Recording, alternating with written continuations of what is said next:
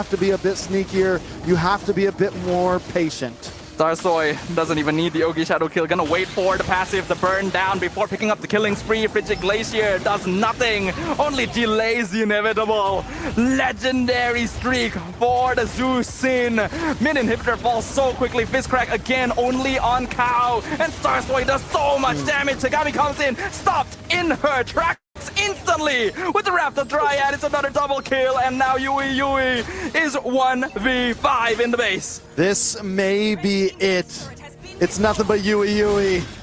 The game should go. There is nothing CFU can do here. VP have done it. A clean performance. The adaptation after their loss in day number 1 has borne fruit, as they will officially eliminate CFU Gaming from MWI.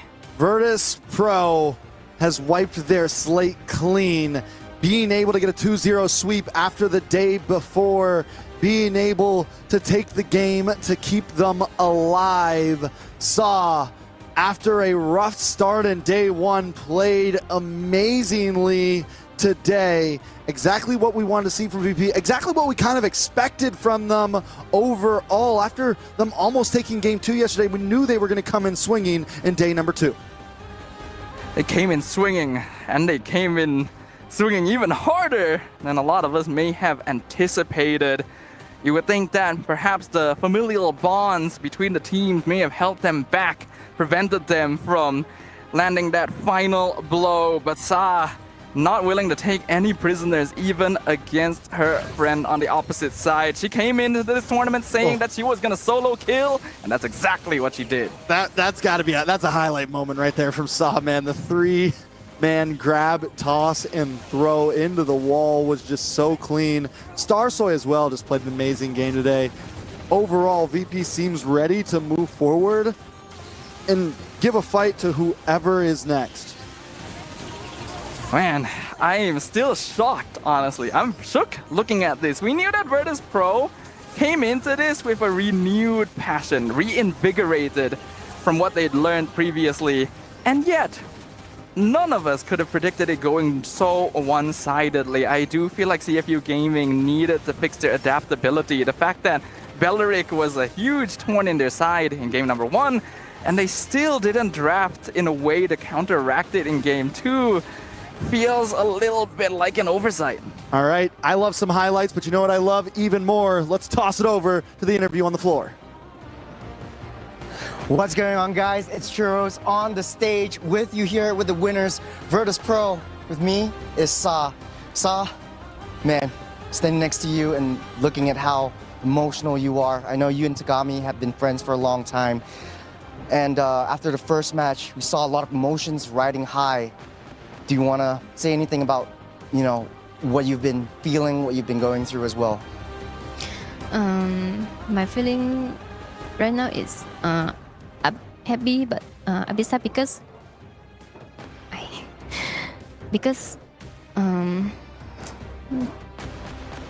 I beat my friend. Yeah. So I know this is a tournament, so we cannot like must have win and must have lose, so no choice, we need to accept it. Man, honestly, I'm starting to feel like tears coming down my eyes as well. You know, match aside, you guys had a dominant game, but tell me about one of the most memorable experiences that you had with Tagami right here in EWC. I think it's a little bit more lighthearted, and I think you guys need to have you guys had some form of memorable experience as well. But I don't get the. Tell me about the most memorable experience you had with Tagami in memory right here in EWC. Yesterday we have talked with each other, and we talk about the game today. Then she just said to me, I just like be happy, play happy, and don't think anything like we're enemy or what. Just do your best. Yeah. Okay. Hopefully, I think Tagami also feels the same for you moving forward. You have one more match in this group stage. What is Virtus Pro feeling right now, and how are you confident in moving through to the next stage, and what needs to change? I feel very confident right now, and my team also. And I trust my team. We can do it. I can do it. Yeah. In the next match. In the next match. I believe you guys can do it too. Before we let you go, man, even if this is a winner's interview, I feel a lot of heavy emotions alongside with you. Any last word to, the fans out there of Virtus Pro? Thank you guys for supporting us. Thank you, everyone, my fans, my family, my friends, for supporting us and always follow us and watching us in every tournament. Thank you very much. Thank you very much. With a heavy heart, man, I know, Sa, you have to say goodbye to Tagami on the other side, and we will talk to her a little bit later, but for now, back to you boys on the stage. A heartfelt talk with Sa of Virtus Pro. Hard to celebrate exactly when you dropped your friend, and in such a dominant fashion as well. A quick look once again at game number 2. Back-to-back, gentlemen. The Beleric in Cow's heads. We could have sworn after that long talk we had pre-game 2 that this was going to end here, that we weren't going to see it again, but alas, it is what downs CFU. Yeah, the Beleric was a monster. I mean, overall, BP just got back to the roots, it feels like. They played what they felt good on. The coaches drafted what they felt like would work. Even if it was a risky pick, it worked very well in the composition against what CFU brought. And I really have to point out that, the fact that it's all so emotional, maybe that's what makes her play even better, because right now she was just, 12-1-3. Double digits. This girl was a monster in the Land of Dawn. Yes, she's down there tearing up emotional about eliminating her friend, but in the Land of Dawn, you can see none of that. It is bloodthirsty, but we've got another interview, so Churros, take it away. Back on the stage, on the other side, we have CFU Gaming. With me here is Tagami.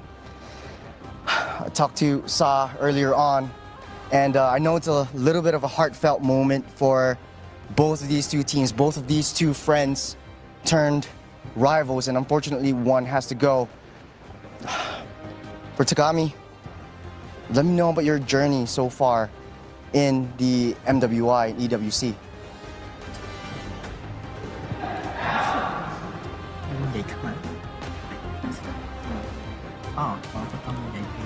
Talking to the mic. Talking to the mic. I'm translating. Yeah, in the mic. In the mic. គាត់ចង់សួរពីដំណើររបស់យើងគេថាពីដើមដល់ឥឡូវគិតមិនដែរ ដំណើរដែលពីដើមមកដល់ឥឡូវគឺពួកយើងខំប្រឹងច្រើនមែនទែនហើយខ្ញុំរំភើបចំពោះអ្នកក្រុមរបស់ខ្ញុំដែលធ្វើបានល្អមកដល់ឥឡូវ So far she said that she's been excited to be part of this tournament, and she knows that the team has done their very best already and hoping to do better next time. Yeah, it's always good to look forward and ahead into the next tournament, and hopefully we'll see you again in MWI. And what do you think should change in CFU gaming? What should we expect from the future of CFU gaming coming into the next tournaments? យល់សំណួរហ្នឹងណាតើគិតថាអាចមានអីផ្លាស់ប្ដូរអត់ចំពោះថ្ងៃអនាគតចំពោះធីមយើង Yes and ការផ្លាស់ប្ដូរហ្នឹងអីគេ សង្ឃឹមថានៅឆ្នាំក្រោយ CFU Gaming នឹងផ្លាស់ប្ដូរច្រើនទាំង player ទាំងការវឹកហាត់ Yeah hoping she's hoping that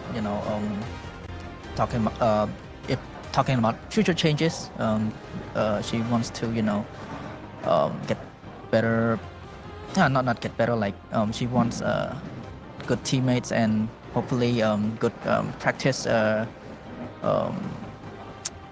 good, how can I say,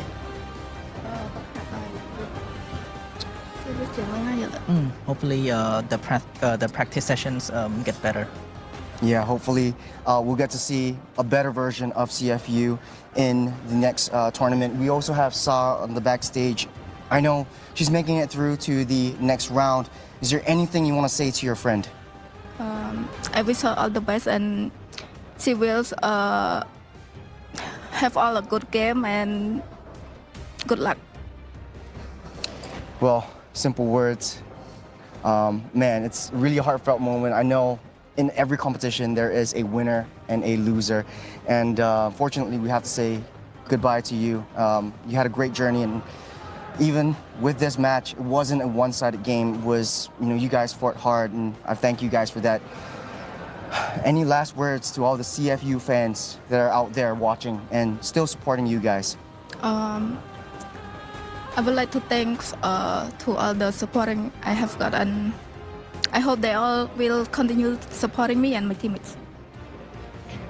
Well, everyone in this world will see how much emotions have been riding through, especially in this match, and hopefully everyone will keep supporting CFU Serendipity. Thank you very much for your time, and you had a great game today. Appreciate it. Boys, it's hard for me, man. It's always hard to say goodbye. Back to you guys. Man, all I can say is Akun to CFU, and keep your heads up. There's always the next big women's MWB tournament to be a part of. That was once again Tagami of CFU Gaming. I wish them a big homoy mao. Let's talk about the post game. An even more dominant game number 2 for Virtus Pro, 18-3. Yeah, the scale continued to tip from game 1 to game 2 into the hands of Virtus Pro. But forget the stats, we're living in the moment right here. That game was less about the numbers, about the plays, and the story, the competition within the competition, and the bonds that we find. Maybe the friends along the way were the actual MWI. Yeah, that's what we do here at MWI. It's the friends along the way we make, the bonds, the stories. I mean, that's what we're really all here for esports, all about. But I know some of you fans out there are just here for the numbers, the stats, the items. Isn't that amazing that right when she's at the brink of eliminating her friend is when Sa plays the most monstrous game she's ever played in the history of MWI? Because I can't remember even back then in MWI 2024 or even in other tournaments outside of the mainstream MLBB esports ecosystem like the IESF Women's World Championships. I don't think I've ever seen Sa do this. Honestly, I feel like it's kind of an ironic thing, but there is the sensation of being able to play better when you are against someone when you're against someone you support and who supports you, because you want to put it all on the line. You are okay with whatever result, whether you make it, whether your friend makes it, but it's only fair that both of you play at your maximum potential so that the best of you can represent the other and bring their passions forward. Some points of improvement here. CFU Gaming, whether it be in play or in draft, there were so many things to note. That Aurora on Fafa, I don't think that was Fa at all. No, I don't think it was Fafa at all. That was definitely an issue pick. When we saw it, we both questioned it. But again, there wasn't a whole lot, but maybe a Valentino. But so many things that might have been better. But let's take a look at the goal distribution. Once again, between the roamers and Cow. I mean, that Belleric looks good on her all the time. I imagine that we actually did see during the draft when they locked in the Belleric again that Cow was already smiling about it. It is not just a hero that she did well in game 1, but CFU picked heroes that it's good against in game 2 as well. So because of that, Cow once again picks up the most assists. Not something you see very often. Normally it's the gold laner or the jungler sitting in the highest GPM, but this time Sa with an 816 GPM as a mid laner. And this continues the story of her having one of the most dominating performances we have ever seen from her.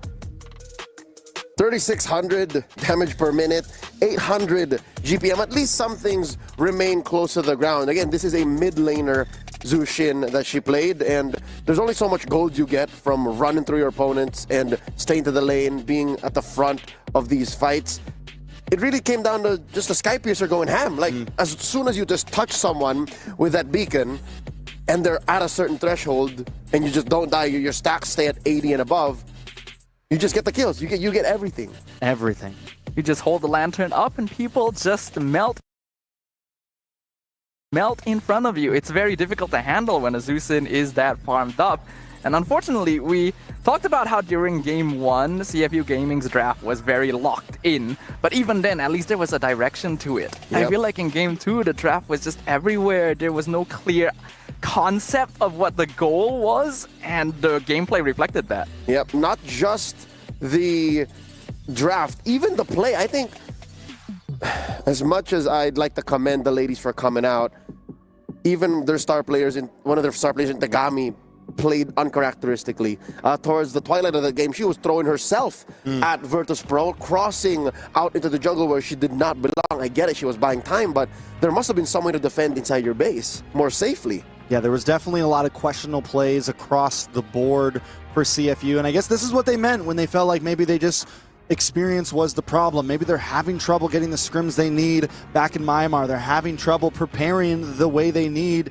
Cambodia. They're having trouble preparing the way they need before these big events. And that's a big deal, you know, and especially for the women's teams.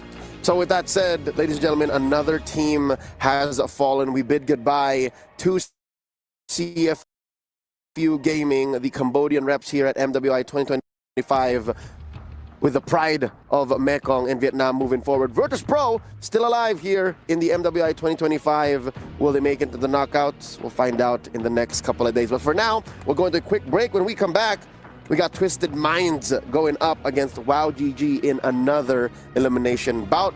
Stay with us. We'll be right back after these short messages.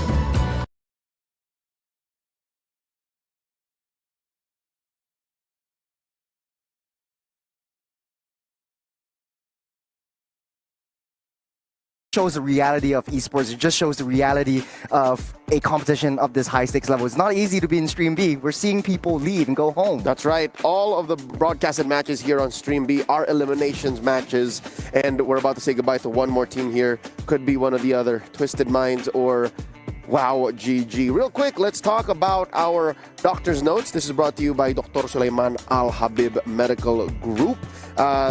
Last series, the one between Virtus Pro and CFU Gaming, we debuted a new hero.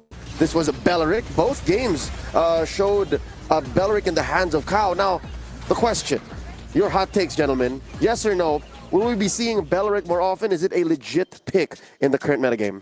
I think in terms of the way that certain compositions are going, how a lot of teams are leaning back into that more ube strategy, yes, it could be something we see more. Is it a pick that's going to happen all the time? No, but can it be a niche counter to a lot of compositions that are slowly popping up? For sure. Like a specific tool. Yeah, very situational. Have to agree with Trex. Now that the meta's shifted into the attack speed marksman era that we're seeing now so often, I think the Belleric kind of works, but it's super situational because you're always in the fray, and there are certain heroes that could counter the Belleric, and it's slow moving. You don't really have that rotational matchups.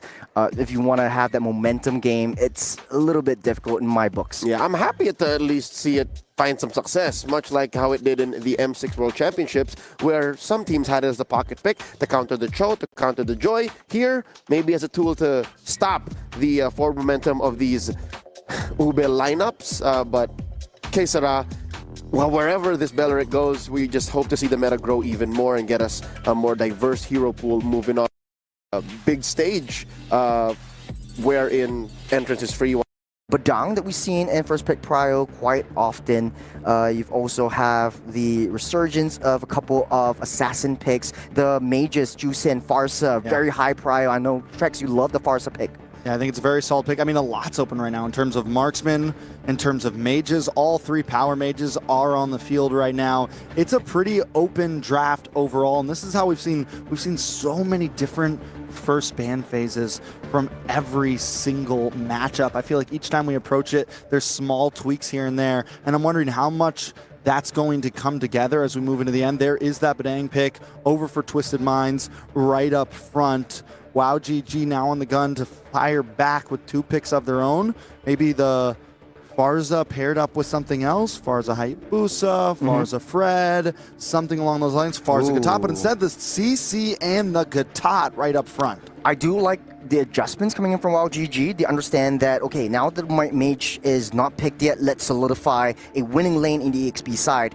What WoW GG likes to play around is the aggressive front. And we've seen that in yesterday's game against Team Falcons. Unfortunately, though, it wasn't fast enough to adjust to the momentum that Team Falcons had with the Ube strategy. Once they get grouped together as 5, that's where WoW GG suffers. So, what the adjustment is bringing out that CC to ensure that you clear out the early to mid game in the EXP side and try to get that early game rotation. Try to build that momentum from a snowball into a huge avalanche. The response from Twisted Minds coming out with the Jusin and the Fredrin as well. I do like the zone potential that Twisted Mind has. It's a very one-dimensional play, very going with the Fist Crag and come in with the Energy Eruption from the Fredrin, and then Jusin goes in from the backline. Remember, we've seen a lot of Jusin-Angela combos. I think Angela would be an interesting pick over here because Badang could still be flexed into the EXP side. Yeah, so Twisted Minds locks down their mid trio immediately. I think it's a solid way to approach the draft. You don't have to worry anymore about that. Now it's just down to gold lane and EXP on the side of WoW GG. The Farza is locked in. Now, looking at the side of Twisted Minds, seeing these three members as their mid, there is something to worry about there. There's not a lot of range. There's not a lot of, heavy artillery. It's not super front to back just yet. And depending on what they slot in around that, the Gatot could be a problem. Now, WoW GG starts off the first ban phase by taking out this Melissa. I actually like the Melissa ban right here. I think yesterday they pulled it out from Team Falcons, and I think they are not fearful of it, but they're cautious of them picking up the Melissa once again. It could be a very Mina flavor, if you ask me. But yeah, agree with you. Farsa would be pretty decent right here to solidify a winning lane against that Ju Sin, especially if you want zonal control. You know that Twisted Minds has a one-dimensional play. You have a lot of crowd control abilities that could set things up. And the Estes ban from WoW GG. The just-in-case ban. We know you're from the same region as them. We know there could be some notes sliding back and forth. We have to protect ourselves. We ban out the Estes here. And the thing is even with the Melissa ban, now the Moskov ban on the side of Twisted Minds, they get the first pick here, and I got a feeling it could end up being that marksman up front. Honestly, Granger's still open. What else? Harrod's still open. Aerothel's still open, so maybe they just lock in the Aerothel immediately unless Twisted Minds goes for the ban, but I don't think Twisted Minds wants to exactly ban out the Aerothel because then you just give over the Granger and there's nothing really left for yourselves. So at least if they give the Aerothel, I mean, if they give the Aerothel, they still get the Granger. They still get something to play with in this matchup. Yeah, 100%. I think they want to open up that gold lane, try to ban out assassins or jungles, because it kind of seems like for Twisted Minds, they need for their composition to work for Fredrin to have at least an even playing field against the enemy jungler while GG picks up the Aerothel. I like how they play this around, zone out potential with the strike, and then gun it down with the Aerothel. What I do like about the bans coming out from WoW GG is that basically Twisted Minds kind of setting up for that Ube strategy. If they still want to go for it, they could pick up the Angela for themselves or even the Florin to play it a little bit more safer. And then maybe we've seen the resurgence of Ryujong in one of the games today. Yeah, I mean, so in terms of marksman though, do they still pick up the Granger even though it kind of loses in lane against the Aerothel a bit? Maybe they go for something. We've seen the Harith drop a few times. They go for the Granger. Here comes the Hilda. And now WoW GG needs to slot in a jungle. Hayabusa's still on the field, still a strong possibility, even though it's against Fredrin. You still have a way to get to the back line. You have a way to deal with the Jushin. You have a way to kind of deal with that. I don't think it's completely out of the possibilities here. You think an export would be in the question again? I mean, that was their answer yesterday. It's Team Falcons. Yeah, but I mean, I think the idea behind that was to deal with the Estes, to deal with that grouped up pattern. And Twisted Minds here still has a pretty grouped up pattern, but I like the Assassin pick. They go for the Lancelot over the Hayabusa. Maybe it's something that Foss is a little bit more comfortable in, but we expected to see damaged junglers from Foss yesterday, so I'm glad we're finally getting something like that in her hands here. Back to that state of comfortability you were talking about earlier. The draft is set. Final changes amidst all of this, but Trex, any last thoughts on the draft? Who do you think has a better draft, or do you think it's all balanced right now? I mean, Twisted Minds is a very straightforward, easily based draft. The plan is obvious. WoW GG, the plan is also pretty obvious, but there's a couple more mechanics. It's a bit more, micro-orientated. Everyone kind of has a job, and they need to perform it well for their draft to succeed. Well, ladies and gentlemen, we are going to jump into Land of Dawn. No changes here. It's all down to execution. We'll have Twisted Minds on the blue and WoW GG starting off on the red. Now the Assassins versus Fredrin. We've always seen that quite a bit, and typically we favor the Assassins as a faster jungle clear, but it does seem like Hide has a little bit of help from the leash coming in, so that might mean faster rotations. How do they match all of this with the Hilda?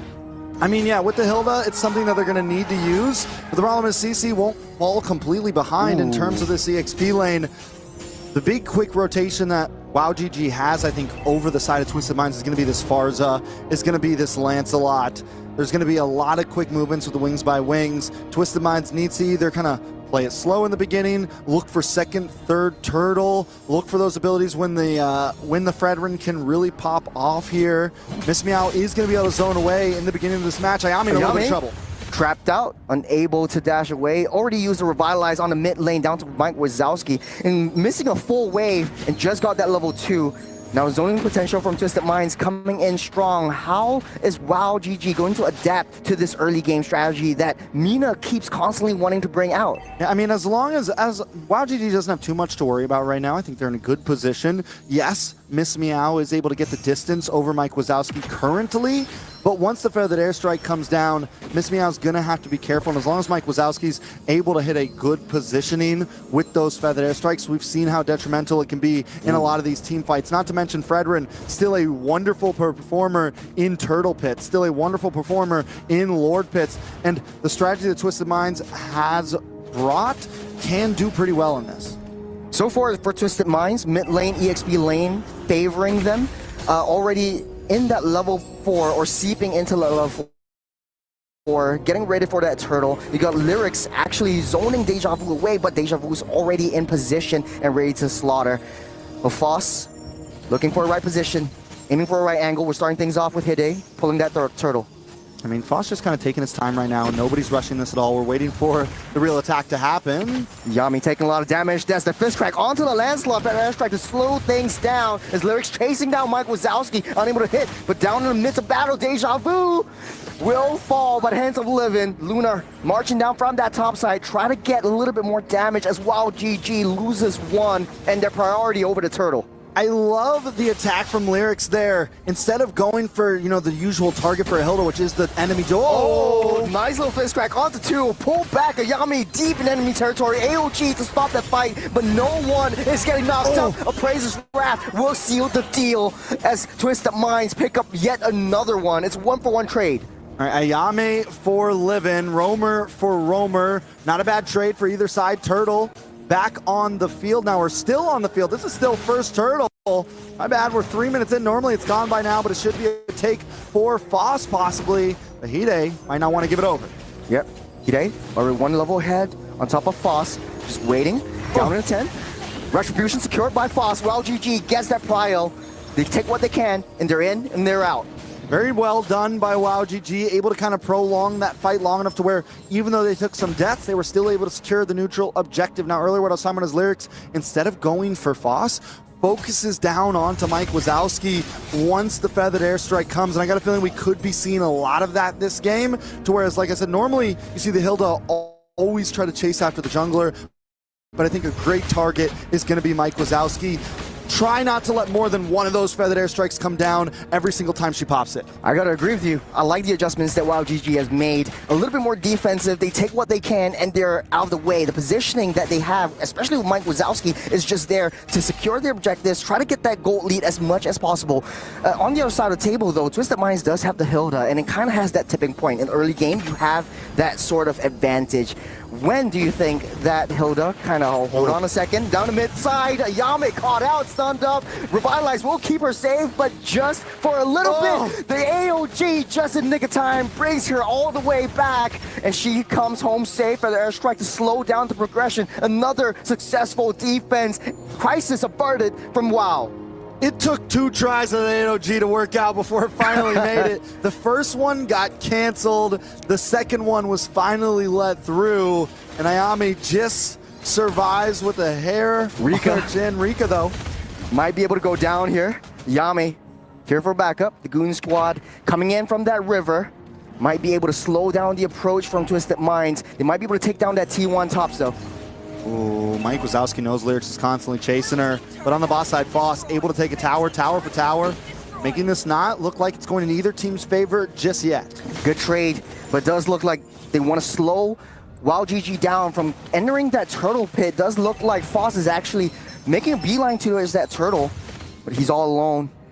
I love the way that GG? Foss was playing that bot lane. Yeah. Very clean. Foss able to dash through, going to be okay. And this is what WoW GG needs to take advantage of. Having something like the Fredrin, your team's going to want to group up. WoW GG, if they play the map, they have an advantage. Starting things off with the AOG. Knocks back Hide. Praises Wrath won't deal too much as 2-man fist cracked onto the wall for airstrike in a nice safe position. Foss again, another turtle secured, but gets taken down by Lyrics. Yami onto Hide, taking down 2, taking on 1. Ayame is left all alone. Rika is here for backup, but might be enough. Ayame again toying with death and gets out safe. A 3 for 1. Spoke too soon, Make Trix. it a 4-for-1 trade.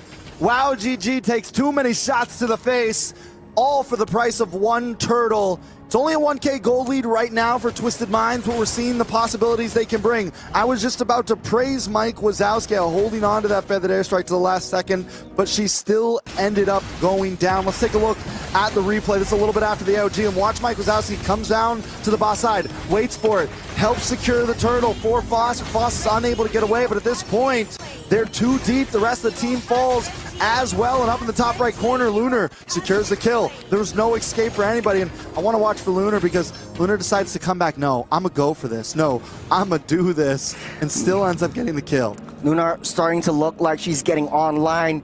Locked in and ready to go. 2-0-1 for this Granger. It's only going to go up if WowGG does nothing to catch that Granger. And the issue with WowGG's strat is more of like they don't really have any high reliable crowd controls. You have the AOG, yeah, but like it's a flip of a coin. You can't really hone down on one hero hit. Livin on that back line, trying to get towards Deja Vu is Livin. Curtain call, we'll lock them in place. The airstrike will push them away. They save that T2 for now. Look at the bottom side though, Foss getting busy. Foss is not going to stop. That is, I mean, that's the idea. That's the strategy. That's what you're going to have to continue to do to alleviate pressure elsewhere on the map. Foss is going to stay playing this bot side, stay playing. Oh! Underneath the turret, Mike Wazowski gets blown up to smithereens. Meow will be the next to fall. It's a 1-to-1 trade yet again. Blow for blow, tit for tat. They might be able to wait out for this Lord now. It's 8 minutes. I mean, even though Twisted Minds is making the flashy plays right now, WowGG is still very much in this game. Gunning everyone down, trapped underneath the wall. Revitalize will keep her safe for now as they counter-engage. AOG will stop the engage from Twisted Minds just for now. Lord already spawned up. They're waiting for Foss to come online and get in position before they do anything. That tier 2 in the boss side did finally fall as well. Long lane, or bot lane, looking very good in the hands of WowGG. Gold has now come back to only 1,000 lead for Twisted, and it's dropping pretty quickly. WowGG still very much in this game and taking advantage of the fact that Twisted Minds has to stick together, and maybe Hide knows this as well, so we're starting to see Hide kind of branch away. First Lord, we've seen Foss do so well in the turtle pits, even at Death's Door, able to get the steals. Can Foss do it again?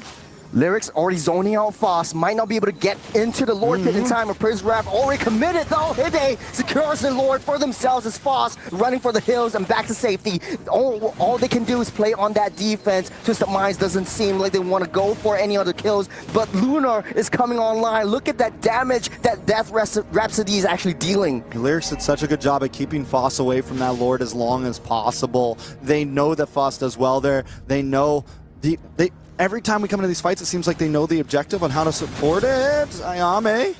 Revitalize already popped up. A little bit of a no-no from there as Twisted Minds. They take what they can, testing a little bit more damage. Better airstrike to stop everything in place. Let it go deep into the turret, and she falls. Huge sacrifice. It might be a turnaround for WowGG. AOG onto Lunar though. The Goon Squad is targeting onto Lunar as Lyrics tries to stop the engage. They are on her. The Thorn Rose will finish up that job as WowGG trying to find ways to come back. Foss with a double. Can she do it here? Making up for a triple, but Lyrics is a tough thick girl to take down. That's a triple for Foss. Where was this Foss yesterday? Why would they put her in export jungle? This girl is a monster right now, just puncturing through the back line time after time. Let's watch it from the beginning now real quick.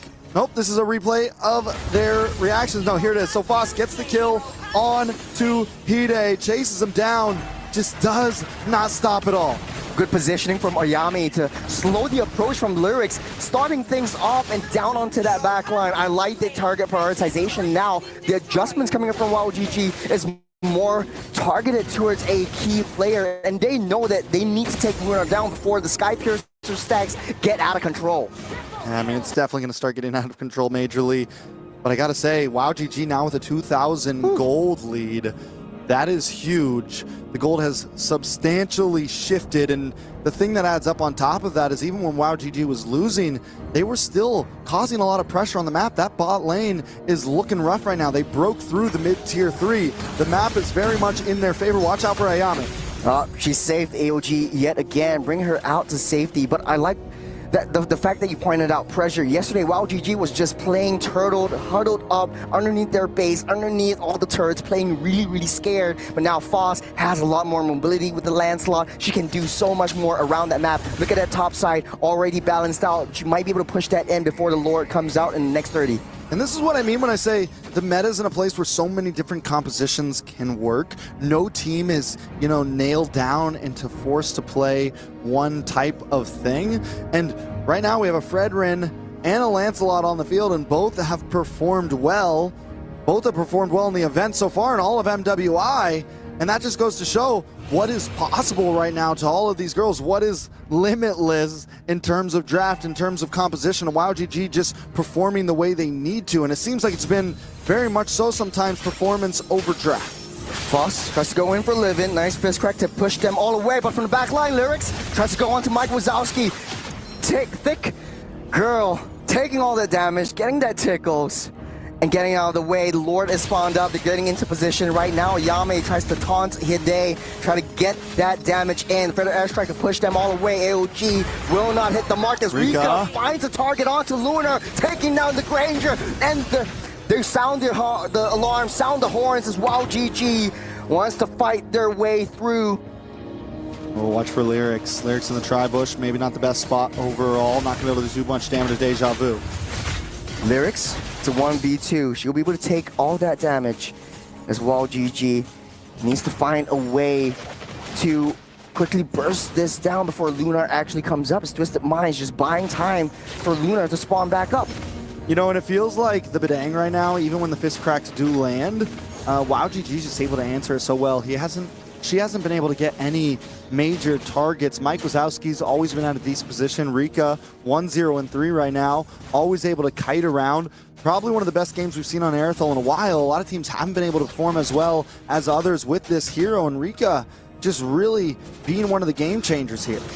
And speaking of Rika, she is always well protected on that back line, already getting that power spike. 1-0-3, difficult to get, and always finding the right flanks onto the right targets. The only issue is for the side of WoW GG, Deja Vu doesn't really seem to have a lot of value. Yeah, she wants to try to go towards that back line, try to get away the damage dealers from that main skirmish area, and try to push them all away, try to play a front-to-back composition. Now, this is where things get spicy. They see Farsa down the bottom side. Twisted Minds might be able to pull the alarm now.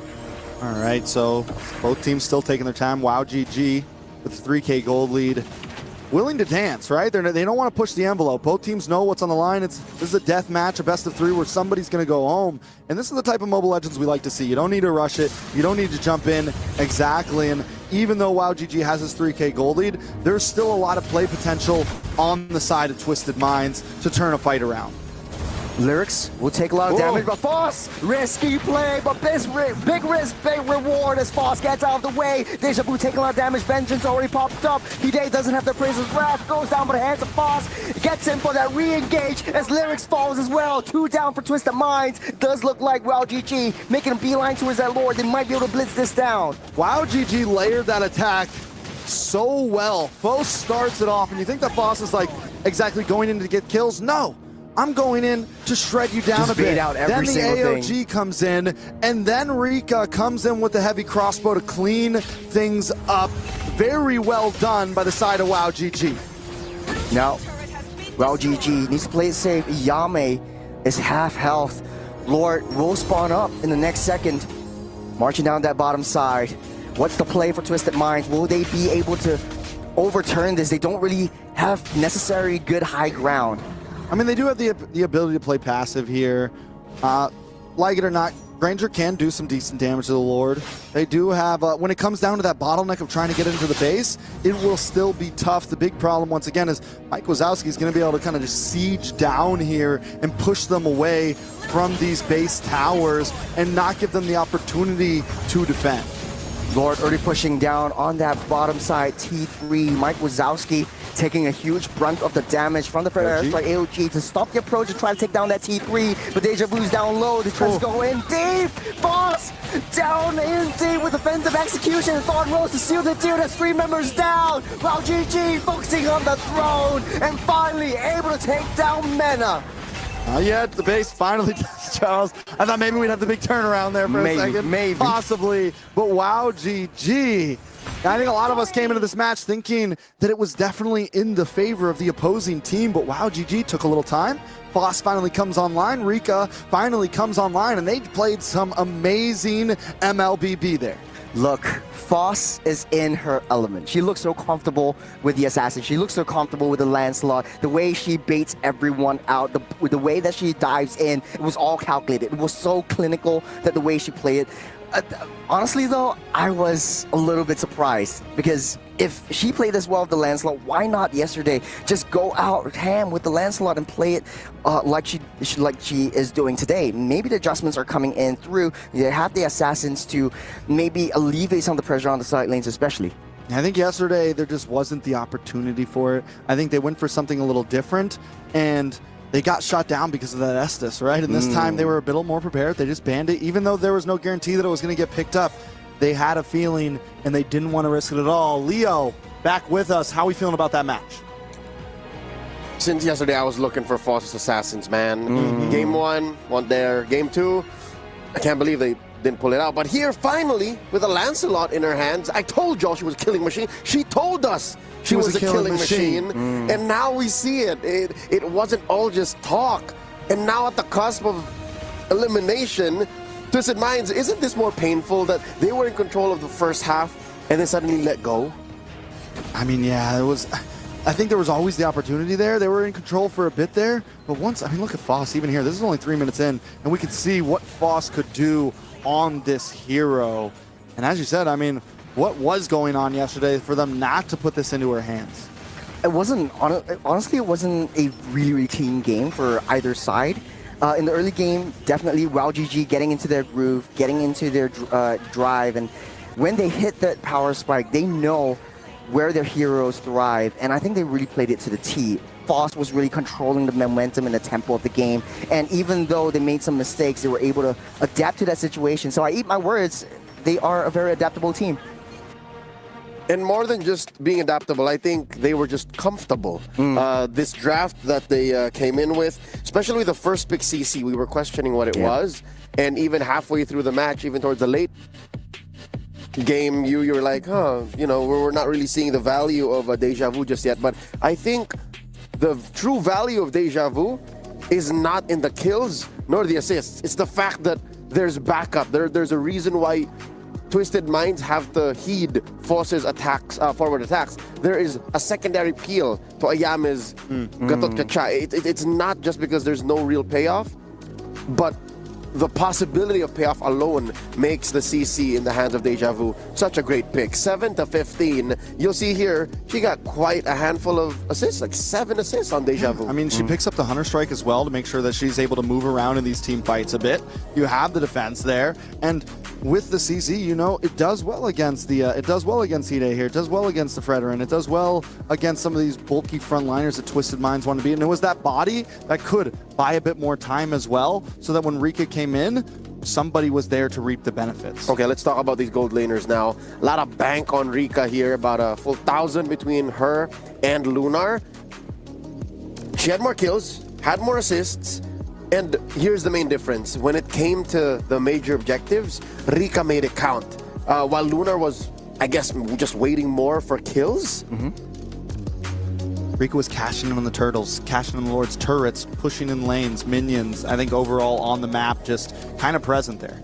To be honest, though, I think Lunar played a good game in the early part, but WoW GG was able to identify where her positioning always is. I remember in the middle of the cast, I was saying, like, man, the Sky Piercer stacks are going to grow. They're going to skyrocket out of control. They didn't. And they didn't. It didn't. Because WoW GG adapted to the situation. Foss knew the main target was getting that Granger and taking her out before things really go south. Yeah, she had solid damage per minute. She was dealing the damage. It's just, it wasn't resulting to much. Like, they couldn't finish the job. Lyrics took a lot of damage to be able to make that happen. But at the end of the day, 764 gold per minute on Foss.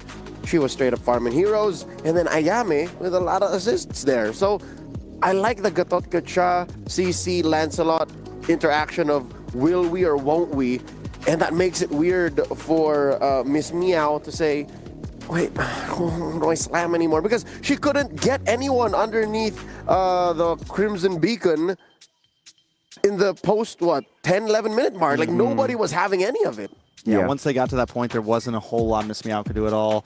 I mean, overall, it seemed like once it got to a point that was out of control, there wasn't much that Twisted Minds really had to answer. I think their composition looked good on paper, but maybe the Lancelot, I don't know, man. I think Foss really just caused mayhem in that back line. She is she. Coach Bebex, Coach Non-Axon. If Foss says, I want this hero, most likely just give it to her. Yeah. I do want to talk about the jungle picks, though. Fredrin versus Lancelot. And we all know, okay, assassins are much faster in the jungle.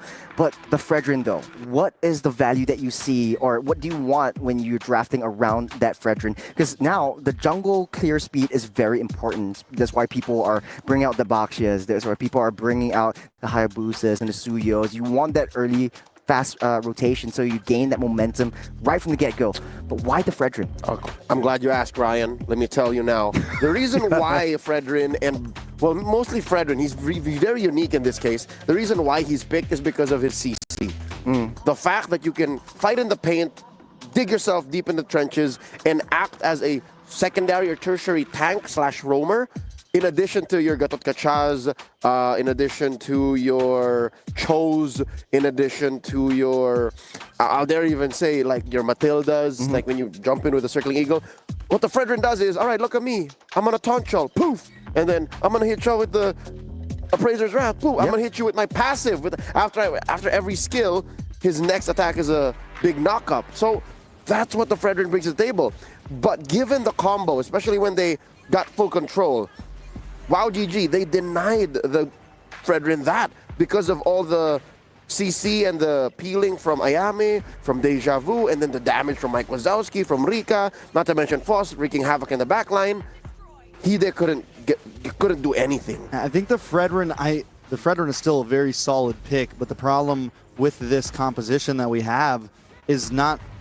I think it's more to lean towards the Badang and the Hilda, two heroes that want to dive as well, and that leaves Miss Meow and Lunar in the back as free pickings for Foss. We saw it early on in that first fight highlight. We see Livin go for the big dive under the tower, and nobody's there to protect Meow and Lunar. Yes, I don't think that Fredrin's going to always lose against the Lancelot. I think both picks are very viable in today's meta, but you have to build the comp around them. And this is what we saw some of yesterday's games. We see the Fredrin get picked up, but we see this dive comp happen. And yeah, the Assassins are going to thrive against those more physical, fightery, tanky dive comps because they're just going to pick off your back lane. Yeah, it's a matter of space. It's a matter of what this Fredrin is doing to answer to the Lancelot's movements, and more often than not, you're seeing it's too late. Once Foss has gone in and out of the fight, Hide is just standing there with like this much HP. It's like, all right, what am I gonna do? Like, I've been chasing y'all and I've been taking a lot of damage for free with nothing to clap back with. So that's what the Fredrin costs. You know, if you're talking about what the Fredrin brings, there's also an innate cost to it, a liability. Yeah, I have something to throw over you guys as well. Okay. Because 10 junglers, we've seen the resurgence of all of that. We have the Baxias, the Barats came out yesterday, the Fredrins. But they are primarily frontliners. Sure. You want to throw their bodies in, and within big objective takes, you typically sacrifice the tanks. And the tanks go down, you don't really have the retribution. What's the play there? And that is always in my mind, like when teams like to use a really passive draft, and that's what I like to call it when you have a tank jungler. Like, it doesn't really work out, especially in that late game. The ideal situation was like what Trek said, you have Lyrics just pushing everyone back, especially with the Hilda, and just denying their opponents, assassin junglers, from getting even too remotely close to the main objective takes. It's possible that maybe they got the wrong gold laner. Looking at maybe the not way, Granger. Yeah. Looking at the way Twisted Minds played, maybe they wanted the Irithel. I'm looking at the way that they're playing, right? When they're split up like that, again, you're talking about the lack of protection for the back line. They're just split up, like there's no real rhyme or reason to it. But if you split up an Irithel and she runs away, she's still kiting, she's still firing at you, even as she retreats, that works out. So I understand how heavy it is for Lunar now to just go, I can't fight this, I'm out of here. Pop, pop, pop.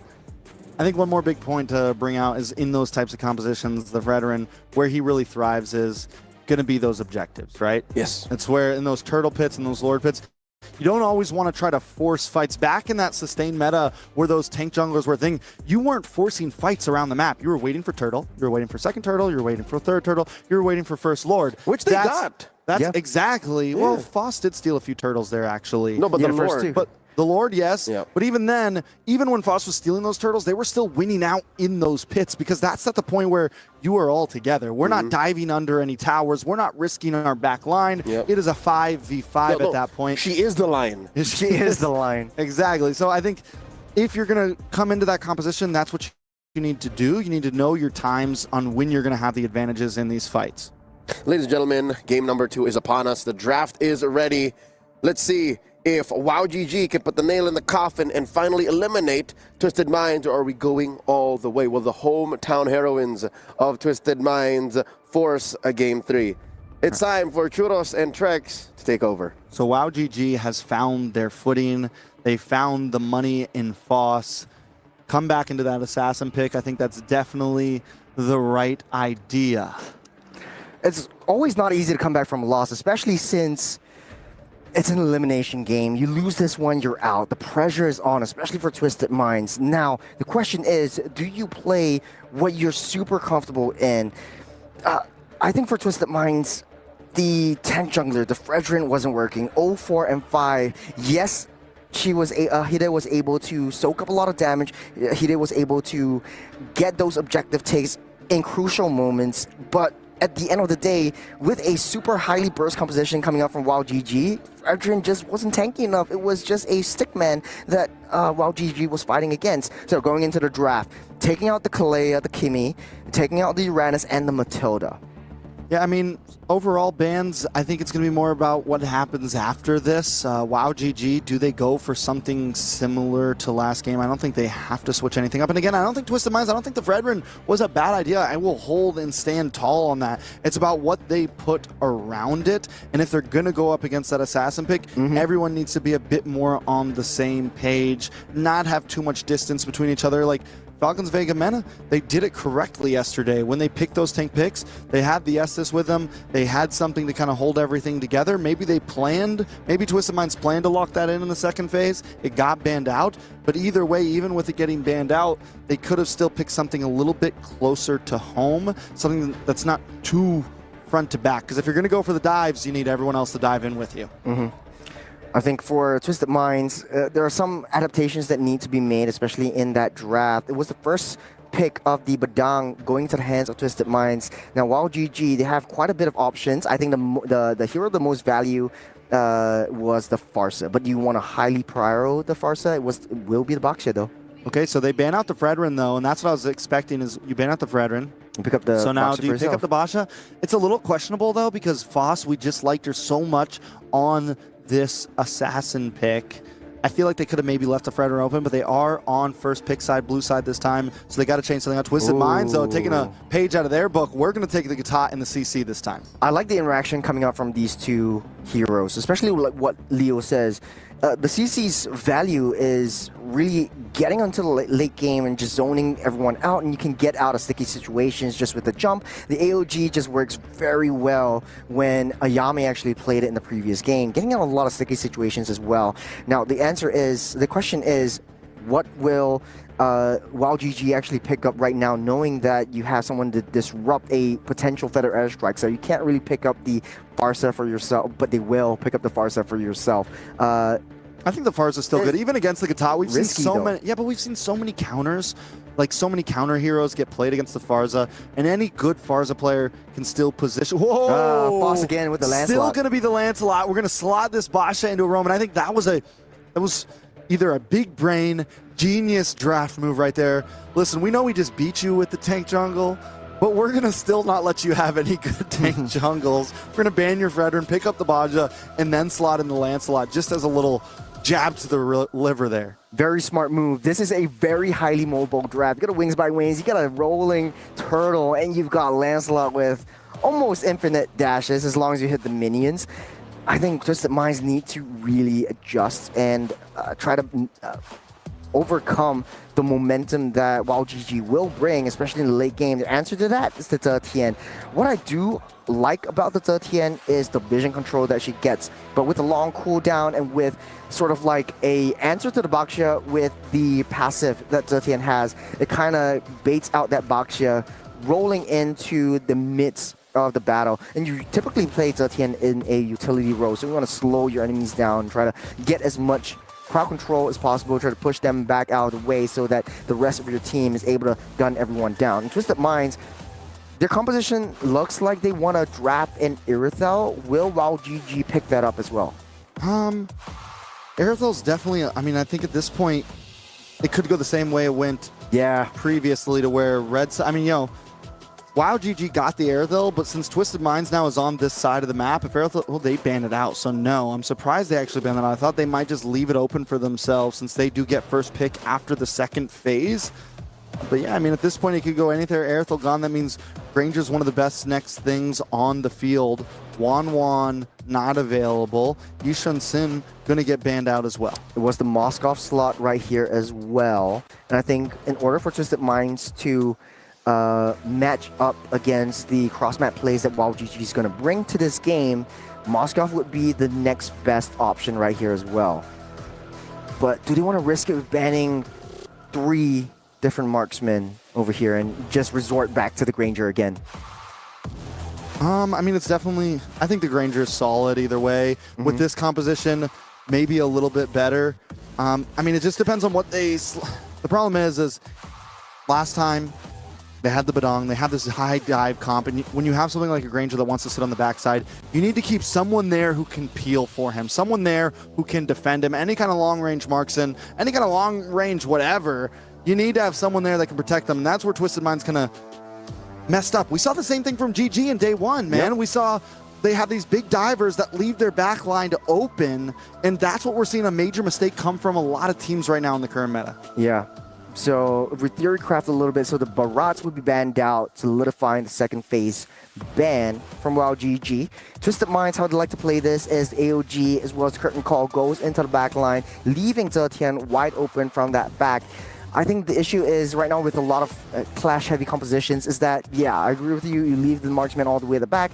Irithel would be one of the only few marksmen who could match up to that speed that the battle setters want to bring to the table. So the Moskov will be here as an answer to the cross-map plays to maintain that wave priority, which I like.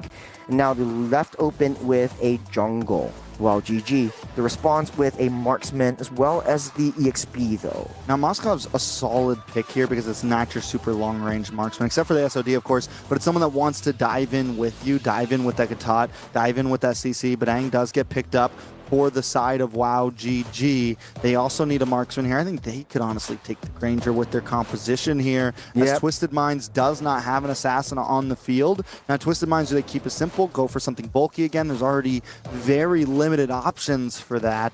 I guess they could pick up the Ling here. Hayabusa maybe, Suyo. Still a lot of options for them in terms of damage junglers. I think they solidified their draft with the Droy. So it won't be too, you know, overly sprinkled with confetti kind of jungle. We're going back to basics right here.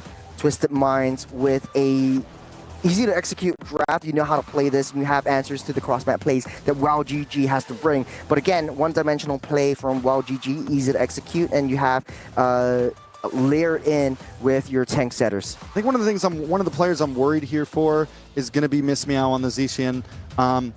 It's just, she has no dash. She's going to be a sitting duck, and if the rest of the team dives forward, if Top pops the AOG and Joy's nowhere to be found, and CC's also doing her thing, there is literally zero escape for her on that hero. So positioning is going to be key for Miss Meow and how she survives in this match. Well, very risky situation that both teams are going to bring in. We're jumping straight into the land of Dawn. This is the second game. The do all die for all for Twisted Minds. If they lose this one, it's all over for them. But on the other hand, though, WoW GG making their mark. They want their revenge on Mina. I think WoW GG just needs to play this game the same exact way they played last time. Let Foss do her thing.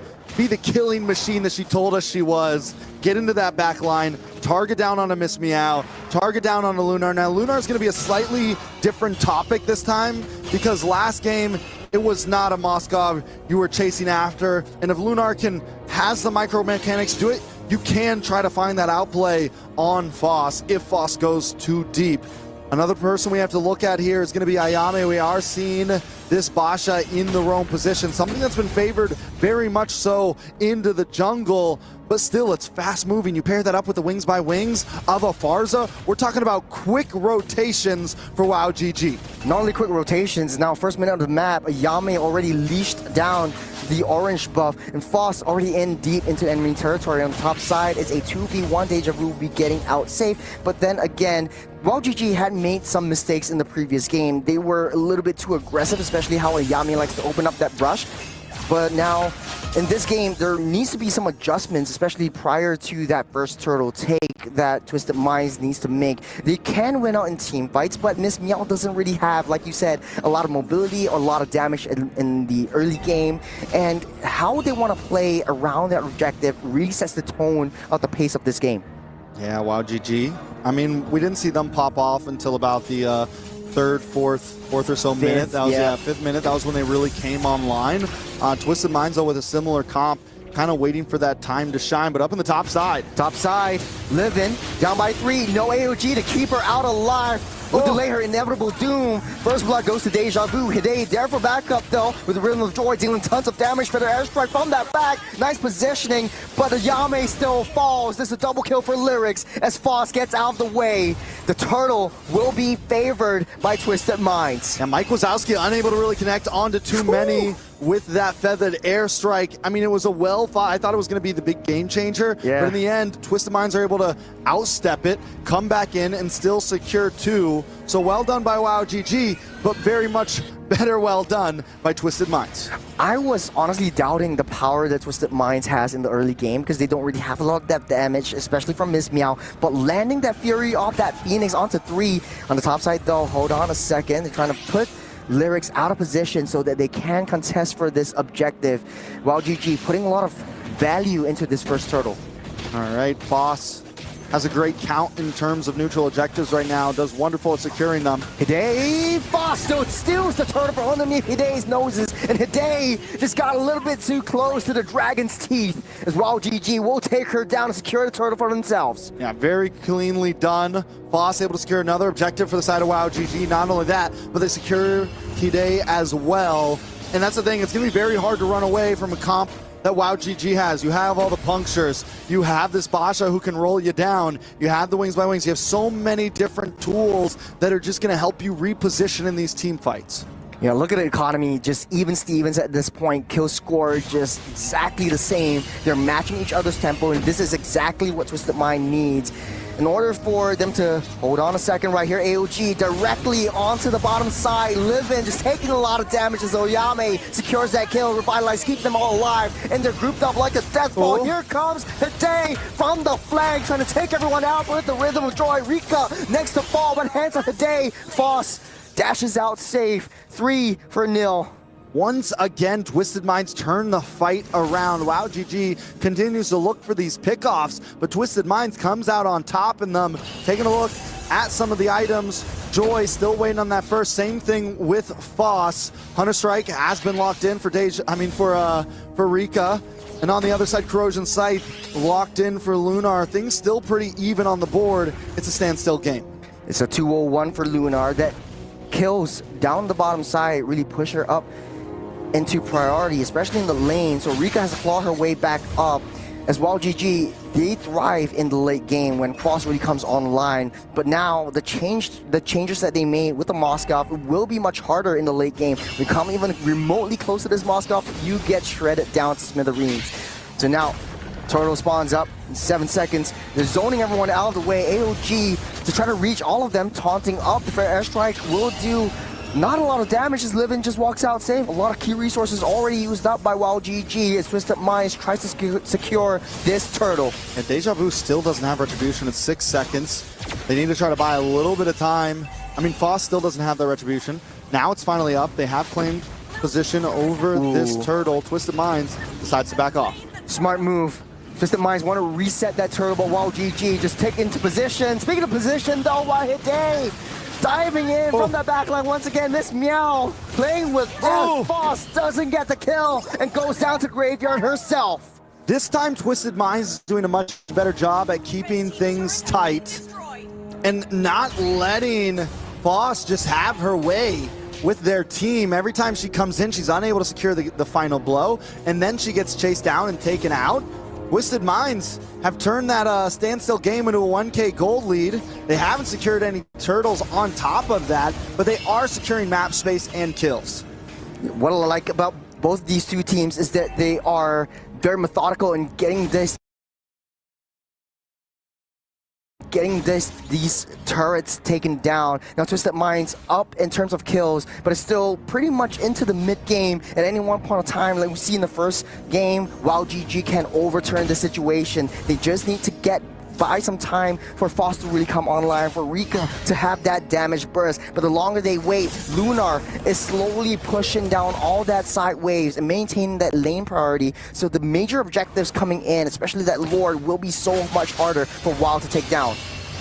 All right, Foss in a bad spot. Twisted Minds, how much are they going to commit to trying to get this kill? Take a look at the top side, though. Wow, GG should be able to close in on this turret as so many resources of Twisted Minds are down on the bot, all 5 members.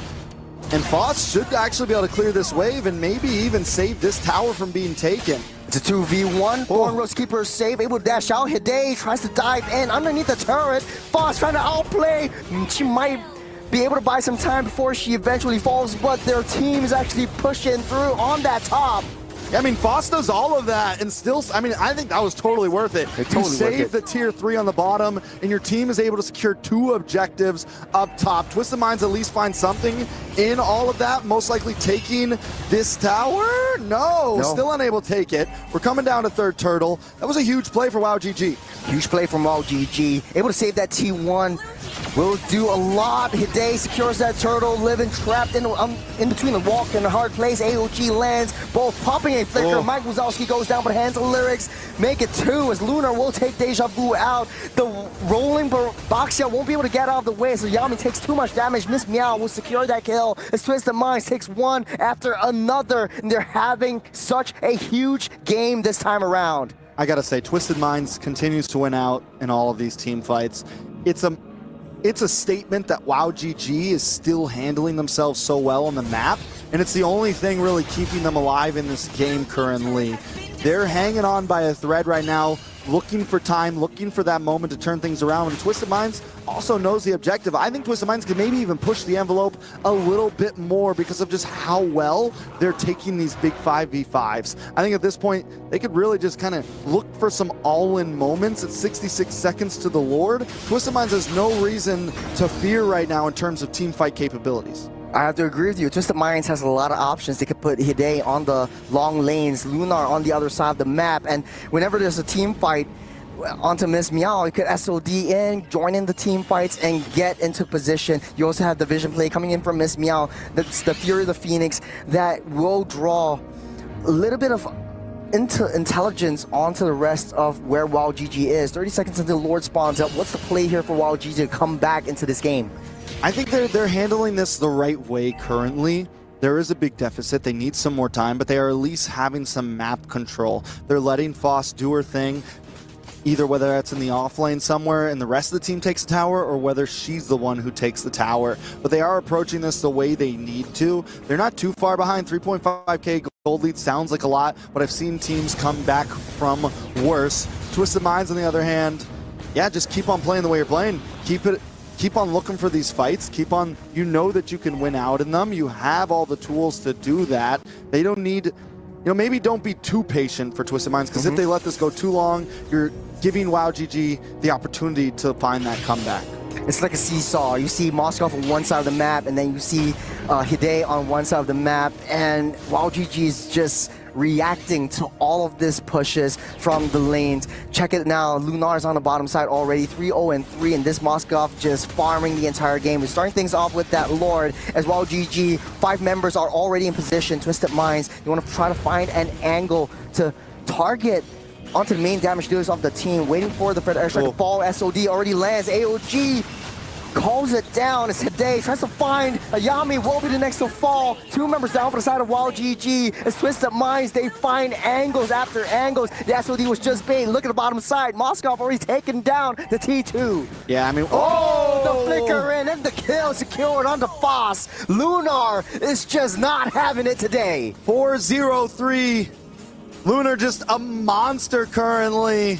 And I liked it, yeah, the SOD, it was a possibility. We even saw the AOG land right where that shadow was, so giving Lunar the opportunity to make a choice there. Didn't need to, though. Took tower, so not only do they get the Lord, but they get some huge objectives on the bot side. Lord spawning up in the next couple seconds. While GG on the defensive, Lyrics just zoning everyone out of the way. You do have, or Twisted Minds per se has that vision play that Wild GG doesn't.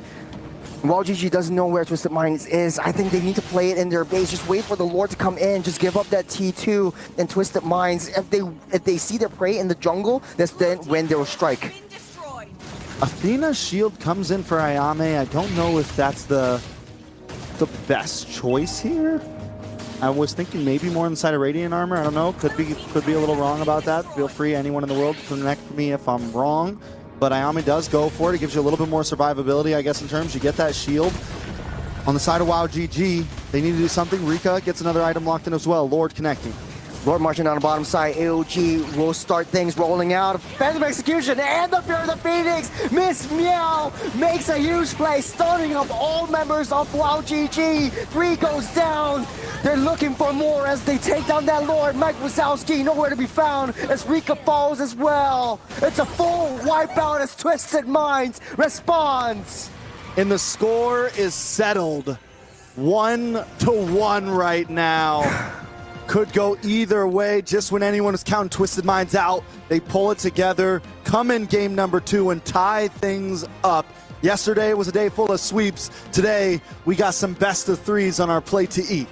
Hey, it's elimination day. No one wants to go out just like that. You want to have really close games. You want to show that you're playing your best. And the adaptations, and we talked about adaptations a lot. For both of these 2 teams, they understand how they want to play around their power spikes. But for the adjustments that Twisted Minds made, especially with the Moskov draft, it was just too much for WoW GG to handle. Do you go up onto the top side? Moskov is right there, and then Hide comes in from the bottom side and tries to push in that lane as well. So they're splitting their heads into different lanes, and I think that pretty much is the nail in that coffin.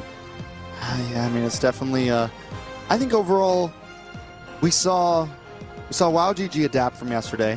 This time we see Twisted Minds adapt from game number 1, and both teams just evolving as we're watching these series go forward. And this time, when we come into draft 3 later, we can talk about it a bit more later. But I feel like now WoW GG once again has to kind of, all right, now you need to move the chess piece. It's your turn now to change something up, because Twisted Minds had a beautiful answer to the way they played that game, and they just did it well. Yeah. And now both these 2 teams has to go back to the drawing board. Man, both these 2 teams really locking in. Going to the replay, we've analyzed this in the game, but man, we need another perspective. Leo, what do you have for us?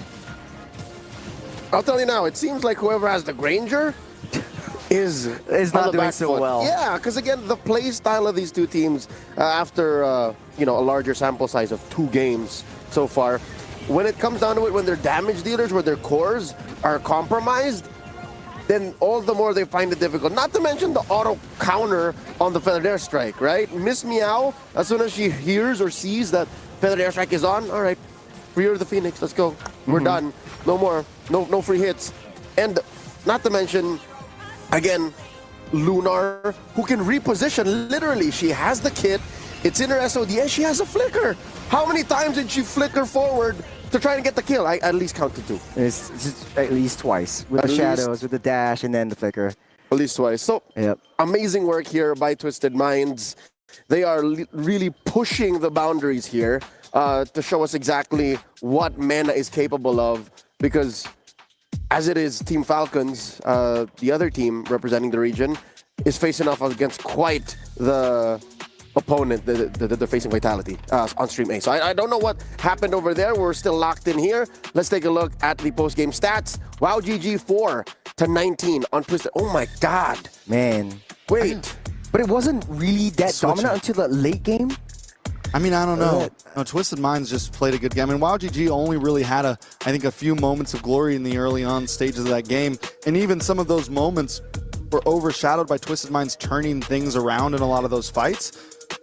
At the cost of Hide, Lyrics, and Miss Meow performed out of their minds. Like, yes. Hide had to play a hybrid of scrambler / formation breaker type of joy, not just kamikaze. Pure, yeah, not just pure assassin. But she was like, all right, I'm gonna put him over here. I'm gonna bother this so you can shoot over here. All right, and then the rest is history, dude. And honestly, in the draft, we were doubting the Zetian. Why? Why you guys keep doubting stuff? Because sometimes it just does. I mean, we haven't seen a 2-0-15 ZTN yet. Let's just say that. It's just sus. It's a little sus. It hasn't really fully come out of its shell just yet. But taking a look at the head-to-head here, Lunar and Rika. Lunar this time just had a really clean game. 0 deaths as well. Lunar, Miss Meow, and Lyrics all completely going untouchable in that series. Taking a look at the gold spread, Lunar left behind those minions a little bit early on, but was willing to, but out of that, gets more turrets, gets more turtles, gets more kills and assists, becomes a member of the team much faster. Yep, she's had it with this small town. She wanted to join these fights. Big city. And be a big star in the big city, and she did. What is that? A difference of 900 in just one avenue of gold. And then you still have better gains on turtle, Lord, better gains on turrets, about the same everywhere else except for minions, less jungle creeps, and that's bad. When your gold laner gets a lot on jungle creeps, that means she's cannibalizing the your Lancelot, jungle. right? Yeah. Yeah, but even so, I mean, down from the early game, I think Rika was way too aggressive. You know, as a Granger, you kind of win out the lane in theory against the Moskov, so Rika's always far in front. But what she didn't expect was that Twisted Minds were hyper-focusing on, let's get Lunar that kills, let's get Lunar that farms. Early on, in the 3rd minute of the match, already 2-0-0, and that snowball just began to start rolling through. Yeah, it's difficult because it's clear that both teams want to go only forward. Now out on your most favorite streaming platforms. That is the official theme for MWI and MSC here at Esports World Cup. But if your team is behind, these two teams are very similar to who was that? Wildcard winner Virtus Pro. They are very difficult they find it difficult to play on the back foot. That's what these teams look like. WoW GG, when they found that best position in game 1, couldn't be taken down. Here, Twisted Minds, it's the same story. But why are the teams like that? They were kind of on the back foot until the mid game. So that's until where, Lunar said it's go time. Until Lunar says the go time, yes. Yeah. So I think if it ever seeps into the late game, both these two teams will suffer. The name of the game, I guess, for the next game that we're about to watch is probably who can get into the mid-game power spike fast and try to get that adaptations in and just overturn the entire competition. I mean, I feel like both games were pretty one-sided ultimately. Like, each team kind of had a moment where the other team, I mean, it's a very small moment. Yeah, it was 50-50 for a while. For like 2 minutes, and then one team just went boom. So, I mean, at this point, do we see that again? Or are we finally going to have a real nail-biter down to the line? Because whether we like it or not, this is match point for both teams. This is end of the line for one of the teams, and something's got to shake up. You know why I think this is possibly the final form of WoW? Like, this is their best shape that they can be in, is because Foss is finally an assassin. What else can we expect from them? What else can we ask from them to adjust widely to try and shift the tides of battle, the scales of power here? Yeah. I got a question for both of you guys, and I'm also thinking, you had the Lancelot in the first 2 games. It worked out super well in the first game. What didn't go so well in the second game? It kind of seems like Foss was playing her game. And do you think it was maybe the team was struggling to like come back and try to match her speed and match her tempo into how she wants to play it? Or she thinks that she's way too deep in? Let's take a look at some of the replays for Foss. This is pretty much almost a great escape. I wouldn't say that it was exactly something that went wrong for Foss. I would say it was more what Twisted Minds did correctly. Yep. They never left their back line super free. There was plenty of times that Yep. Foss tried to dive in and catch somebody and just wasn't able to do it. Twisted Minds just seems like a much more well-oiled unit here. Tis the Gatot and Zetian difference. Zetian gives you full vision, so you know where threats might be coming from. Gatot can automatically disengage via AOG and can even charge up backwards. If I'm not, yeah, you can aim that. Yeah, so you can charge up backwards and taunt unbreakable whoever is attacking your backline. So, again, Foss was playing off of last game's momentum. It was much easier to attack backlines then. Now, it's a different story. I think Twisted Minds have drafted the position wherein they could answer Foss's killing machine instincts. Now, what is next? What's next on the docket, right? Yeah. I mean, there's got to be some sort of change up. I don't know. They slotted in that Basha. I don't know if you saw the Yeah, first it paragraph. was a flex. It was a flex. They picked up the flex Basha. I think that could have worked. I don't think that Foss is completely out of the books for playing a utility jungler. I think yesterday they just didn't get the best options. Or They it were was up, just- they it were was up against Estes. it was and just they too were- much in the face of it was, Anube. You know, exactly. It was way too much in the face of Anube. So I don't think we completely count Foss out. I don't think. I think they suffered the very similar degree to what happened to Twisted Minds in the first game. This time they had the artillery in the back that got a little bit left open for Hide to capitalize on. Yep. You know, this time they were too far deep. Well, Granger and Farz were sitting in the back with no one around, you know? Yeah. So, Yeah. Churas, how do you feel about push-ups? I mean, utility junglers in the hands of Foss, rather. hey, what's going on with these push-ups between you guys? No, I mean, Nah, it's just friendly banter, but hey, I'm still pretty much gonna win. No. Utility junglers on Foss. What do you think? Game 3, are we going to see it? Or is it Lancelot, Hayabusa, Okay. all in? What I'm thinking is the same thing that I brought up just now. Fool me once, shame on me. Fool me twice, shame on you. No, And you got it wrong. Is he doing it on purpose at this point? Shame on me. Okay, on the other side, Fool me of once, all can't that, get fooled again. Fool me once, shame on me. Fool me twice, shame on you. No, No, Gosh, stop. what? Leo, You know Yeah. what? Let's let the game speak for itself while Churros figures out his figures of speech. Ladies and gentlemen, Twisted Minds on the play. Wow, GG answering back. A lot on the back of Coach Bebex. How else can he unlock Foss and the rest of this Mongolian squad to make it through to the next round? Or will Coach Daliot and Twisted Minds call it a day here? Reverse sweep out of this best of 3, game number 3. Gentlemen, take care of business. Match Lancelot point. band. Lancelot band, right up Yeah. front. It's a Forcing some respect. change, forcing some difference. I like it. It's a vibe for sure. Basha band on the side of WoW GG. This time we're definitely getting something different. Joy still on the field. Does WoW GG maybe even ban that out? Like, fine, you want to ban our Lance? We're going to ban your Joy. Let's get down to the utility boys. Let's get down to business. But there's a lot of assassins that could potentially come back up. We've seen the Hayabusa a couple times today as well. The Suyos, especially by Gaming Gladiators earlier today, this morning. And typically the first pick would definitely be a Badang. We've seen the Gatot and the CC as a response to that. Will that change, though, in the state of the draft? The last ban could potentially be a Kimi. I think that was pretty much that Kimi slot in the first 2 phases, but they will ban out the Fredrin, so open up the Kimi and force Twisted Minds to pick up something that's unfamiliar to them. I mean, yeah, with Kimi being open, do we think that could be a upfront pick here? A lot of teams have slotted that as their blue side first pick. It always hasn't done well, though, especially in the faces of heroes like Jushin, Farza, some of these heroes that can just outrange it a bit, bring down chaos from the back line. But we've also seen the Farza not perform super well in this series especially, so it could be something that Twisted Minds wants to go for. They seem to do better with, like last game, the Moskov, heroes that are a bit shorter range that can stay with their team, but they're going to prowl the CC. Maybe both teams have understand the assignment that this is an important hero, at least in this battle. Yeah, just zoning the back lane out of the way, and also in the early game, setting that momentum and aggressing into the jungles is what Twisted Mind wants to do with the CC. And I guess both these EXP laners are kind of, they want to win that lane first to try to get that early prio. On the other hand, now these 2 picks are typically the Gatot and the CC. And the first pick was the Badang. Do you think that would be the Badang and the Gatot in one sitting? Then you can flex it, Badang and EXP, or vice versa. Yeah, the Gatot definitely will come in. I think Gatot's definitely important. They've played Farsa, wonderfully on it. 1-1. because that's something that's been getting banned out. And now that with so many target bans on the field, the board is starting to open up a bit. And the Wanwan, I mean, has been monstrous for a lot of teams. There's a reason it's on the ban list. She's definitely kind of back into the meta. Even without getting the crossbow of Tang off, she can output a lot of damage just with those basic attacks.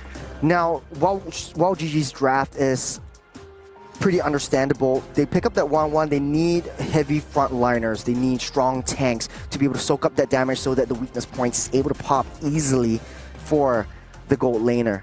The answer from Twisted Minds is typically the Farsas, so they're opening up that mage, they're going for the Irithel and the Hayabusas first. So the Hayabusa's job, or its operation, is they basically just take that 1-1 down. The answer to that is that Hilda. How are you feeling so far in this draft? I like the Wanwan, but right now, WoW GG's in a bad spot in terms of jungler. Twisted Minds have picked up the Hayabusa, they picked up the damage dealer, they banned out the Lance a lot, and not a lot in terms of that is left for WoW GG. They're the ones who banned out the Fredrin and the Basha. And what else is really left? Yeah, they could go for something like the Ling, I guess, have the big assassin battle here. Other than that, the Suyo still open as well, I guess. They could fall back into that. Not an amazing choice, but if Twisted Minds really wants to break down, they could ban out the Joy here. Maybe ban out the Suyo. What about Hanzo? Hanzo. This used to be one of Foss's signature picks. Okay. Yeah, right. in the qualifier, she put that out a couple times. But now the meta shifted, we seldom see the Hanzo, but I'm inching for it. I think Foss, this might be a good pickup for her because I'm thinking she might be forced to at this point. She might be forced to at this point. There's not a lot of options left over. I think the Hilda actually enables the Hanzo to do that thing. You don't really have anyone to be as aggressive as a Hilda in the early game, so Hanzo could just farm up, take her time, and get that power spikes, and then it makes it so much easier and non-committal to get into the backline and take Irithel out, because we saw how Lunar played. Once she gets online, she's locked in and ready to go. She pulls the trigger, and the rest is history. So I think that might be a pretty good option. They choose to ban out both, or three mid laners. That's huge. I mean, at this point, also, what's left? What's left? That's how tight the mid lane is. We still got a Kimmy. We still got a Kimmy. WoW GG may just go for that here, honestly. Double marksman, and then they have the freedom to maybe, this is what they got caught in yesterday, double marksman into something tanky on top. I think it was Fredrin carry Kimmy last time. This time they have the Wanwan, but still with Fredrin gone, do they go for like a Bratz or something? You know, do they get crazy? Maybe we see an Angela here. Yeah, maybe we see Mid-lane Angela for the side of WoW GG. Something along those lines. Yeah, I was looking at Eastern Shin because I think Foss might find that a little bit easier to manage, and you have a little bit more vision play, especially onto Hide and how she likes to play very sneakily onto the back lines. So now that's out of the option. Maybe Joy? Yeah, Joy's open now at this point. Instead of banning that out, they go for the YSS ban. That is definitely a possibility for WoW GG, unless they want to lock down their mid lane first. I think it might be possible to leave it open. We've seen the Aurora today. Man, what else? I mean, unless you want to secure your Kimmy and make sure that at least you have some form of reliable long-range crowd control in the form of the Traction Pulse. And then your 1-1 could be enabled to break down all that weakness points and just do their thing. Yeah, they go for the Kimmy instead. Yeah, go for the Kimmy, and now you have the option to either put something bulky in front of that and just put all your eggs in the basket of the Wanwan and the Kimmy, or yeah, just go for something damaging for Foss. Like I said, the Joy is still open. It's a possibility. You have the Gatot who can kind of consistently run back. And the thing about the Wanwan is you don't have to worry as much about protecting her. She has a lot of good escapability. She's a lot harder to target down compared to other marksmen. So you still have the advantage of Hilda and Gatot as being these dive-centric heroes. And the side of Twisted Minds, though, still looking for a roamer and a mid laner as well. I think name of the game for WoW GG is repositioning. I think 1-1. I mean, we're seeing something new here. Lolita Faramis. They are essentially predicting the possibility of a utility jungler coming out from the side of WoW GG, knowing that they're going to be grouped up on the side of WoW GG. We did see the Faramis from them yesterday. first game. That was one that they lost in 9.5 minutes, though. But it's kind of anti-synergy, don't you think? Like, Hayabusa just wants to do his own thing. It does work, though, CC with wants to go to everyone the back else. line. I mean, no, yeah, but CC kind of wants to stick around a little bit. You have the Airthel there that's going to dive as well. So, yeah, CC wants to dive, but Airthel also wants to dive, and Faramis can be right there with them. But hold up. You called it, my guy. I called it. You called it. The Hanzo from Foss to do all, die all game. The last game. If you ever go out, I mean, just play something that you're super comfortable with. High fives around the board as well for WoW GG. The coach picked it up. The team agreed on it. It's all in now for both teams. Match point for both of these two teams. Twisted Minds and WoW GG. Loser goes home. And for Twisted Minds, though, this is their home ground advantage. You don't want to be the first MENA team to go all. We're jumping straight into Atlanta Dawn. The last match of the day, or not the day, the last match of this series. Twisted Minds on the blue and WoW GG on the red. We're starting things off. Ladies and gentlemen, match point. It's mano y mano. 1-to-1. Everything on the line between these two teams. Let's take a look at the composition now. With this Hanzo on the field, it changes a lot. So it makes things very, very interesting. Because here's the thing, Twisted Minds was ready for something very different, I feel like. And now it's going to be a much different battle of the mind for Twisted Minds, because this Lolita pick, I mean, it's going to do great against the Kimmy, but the Numenon Blast isn't going to be that big of a deal, I feel like. It's not like that ultimate isn't going to be able to get a whole lot of purchase against WoW GG's composition. The shield, yes. The bulwark, yes, it's going to be huge against the Kimmy, but other than that, it's going to be a tough one. Yeah, it's also easy to disrupt, especially from the AOG, from a Yame. Now, both teams are ramping up the aggression. We see how Hide wants to play this Hayabusa. Every time there's a loose member, she wants to go in, try to hit a shadow and try to get as much damage off, because now we have Foes Hanzo in the picture as well. And WoW GG setting up for a nice easy kill down the mid side, as it's just a slow push down bottom. Oh, bottom side. With a lot of damage onto Rika. Whoa. Down deep. Shadow kill won't finish that job. Hide taking a lot of damage as well. Lunar won't be able to take Rika out, but on top side though, Yami taking a lot of damage, able to walk out safe. And in that tri-bush, Deja Vu pushing the Lyrics back is living, finding a little bit of vision play onto where Foss is. Both teams look for the gank. Rika still in a bad spot. Still able to get away. That is a pixel if I've ever seen one. While GG focuses on that turtle, Hayabusa is nowhere to be found. That's a quick and easy objective take for WoW. Both teams look for ganks on the off lanes. Neither team able to find it.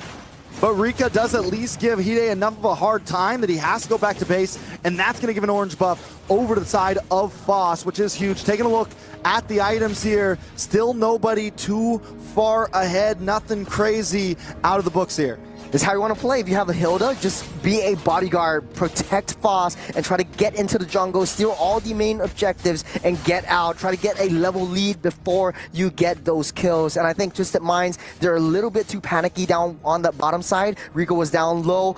Luna was taking the brunt of the turret damage. It didn't pan out well. But look at the top side, though. Lyrics proxying that wave, able to get out safe, but Foss already win that shadow. Snap and first blood goes to Foss. Signature hero, signature pick and run on mid side. Numenon Blast will not land, as AOG will bring Yami out to safety. Yeah, WoW GG feeling comfortable with this pick, honestly. Foss doing a great job. They're finding pickoffs, they're stealing buffs, they're doing exactly what you're supposed to do on the Hanzo, and Rika has just been getting bullied nonstop, but still yet to die, dancing around under that tower very well, and that's going to be the thing that keeps WoW GG in the lead here. And as long as Twisted Minds can't succeed on these plays they're trying to make, it's going to be tough for them. We're seeing a heavy lane down the bottom side. While GG, at least Rika is playing very passively. Mike Wazowski again pulled back. She will get fouled by Hide. Now Deja Vu tries to go in for a consolation prize as Foss goes in with a shadow, tries to find her target. down on that mid side. There's a two-man stun up. Boss takes out Lunar. The Numenor Blast won't do nothing, but the nether round will keep all of them up safe. Deja Vu falls as Rika will be the next to fall. Lyrics will set her sights up. It's on the mid side. Yame. Rika wanted that last stack so bad, that last weakness point so bad, was unable to get it. And Lyrics ends up getting the kill, walks in the War Axe directly after 4.5 minutes in, and it is a slugfest. The gold still at about a standstill. We are going to see Lyrics get some nice gold plating off this top side, possibly, unless WoW GG gets there to help out. Starting off with this turtle, yet again, Deja Vu doing the Lord's work and pushing everyone out of the way. They're targeting onto Livin though. It's a lot of damage. Foss already with the killing spree with the signature Hanzo pick. AOG lands on top of Lyrics, pulling her back into the graveyard. She goes. But here comes Hide trying to find some form of prize down the backside. Takes down Mike Wazowski, but it's a trade. 1-for-1, tit for tat. Lyrics falls as well. GG. That's a free turtle. Not a lot of defense, not a lot of value put by Twisted Minds. I gotta say, almost every time that Foss has popped that Pinnacle Ninja, it has been it's been almost a guaranteed kill. She's 3-0 and 0 right now. This is the third kill that she locks in onto Livin there, and it's been pretty huge. WoW GG has been, I think in terms of just some of these fights, has been getting some of the outplays, but Hide has been keeping Twisted Minds alive in all of this, consistently targeting down on Mike Wazowski, consistently getting kills for herself as well. But Mike Wazowski is basically an easy target, especially for that Hanzo. The only issue is right now, both these two ninjas, speaking of ninjas, Hide finally gets a shutdown on the Foss on the top side. He's going to be left all alone on the bottom side though. A trade yet again, this Meow falls, but Hanzo WoW GG. Yeah, this is lore worthy right here, right? Yeah. Hanzo versus Hayabusa, Ninja That's versus right. Ninja. This goes down to the roots, I feel like, for MLBB.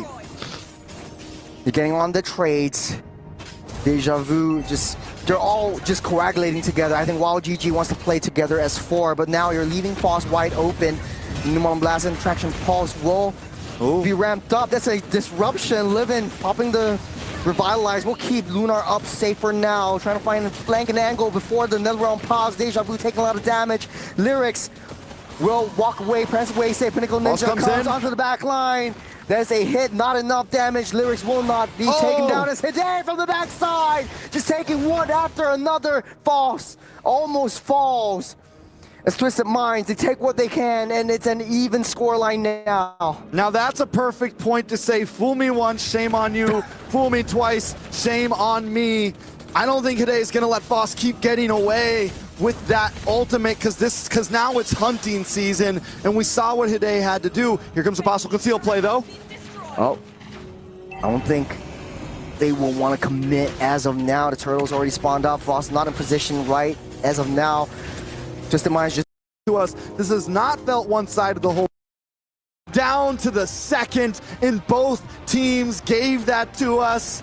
But today, Twisted Minds comes out on top in that. Sweetheart, like this makes me want to follow WoW. Don't really tell the whole story, but look at Foss. World Cup. At your service, my name is Leo here.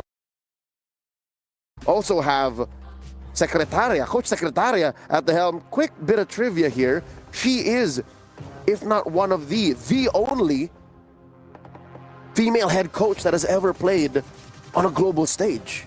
Yeah, I've heard a lot about Coach Secretaria, even as someone who hasn't paid that much attention to the female MLBB scene. This is a name that pops up very often.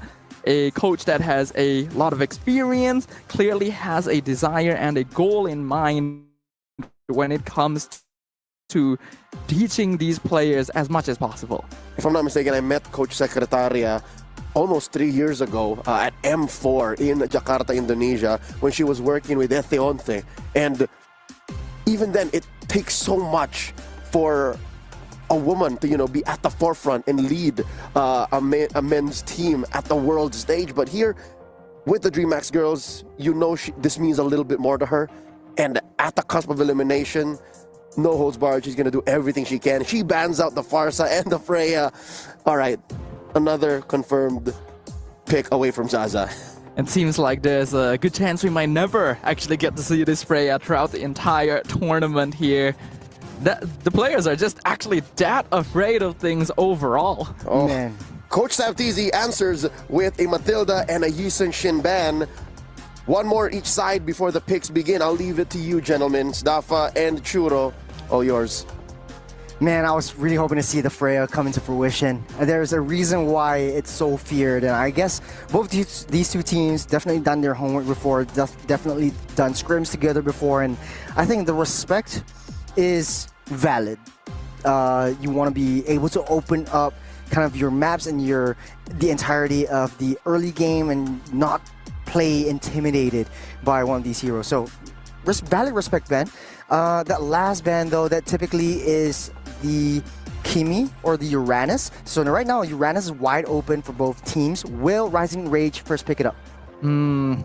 Uranus first would certainly work for the team that already is known for brawling quite a bit, and it looks like Rising Rage will go ahead and snap that up right away, especially with Baxia already taken off of the table. It's a lot safer to play with this, so I definitely understand why this would be the choice. Now, second phase typically is the Gato and the Farsa. Now that the Farsa is being banned out, there was a lot of prio on the CC as well, but they choose to go for the Kimi instead. And if they want to pair up with the Kalea, I think it kind of works well as well. Or if they want to go something more high committal, they can play a Gato Kacha because you already got a non-committal ultimate from that Kimi. Yeah, I can see that being the case. Ooh. Prio X-Borg, how does that work? So they want to use the X-Borg to target onto Uranus. You think it is a viable option? We didn't see that actually being useful yesterday against the Ube strategy that Team Falcon's Mina actually pulled out. It's a very strange choice to go for X-Borg this early on. Besides the appearance of X-Borg yesterday versus the Estes Ube, we actually also saw Rising Rage play it.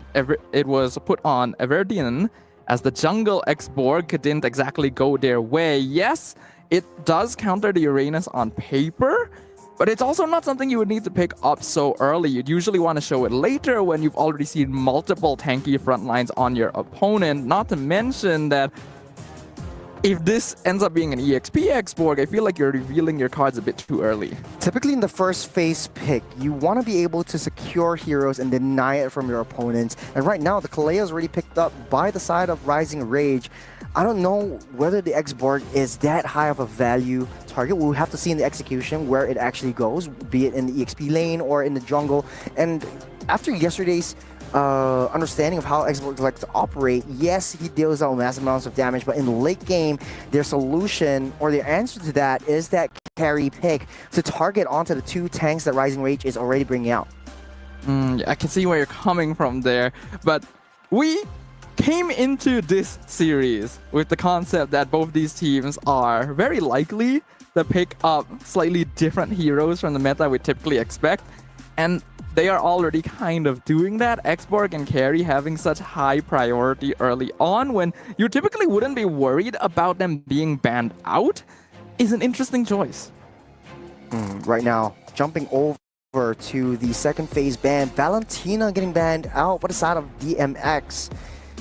We haven't seen Valentina that much open because I think right now just the current meta just doesn't call for a Valentina.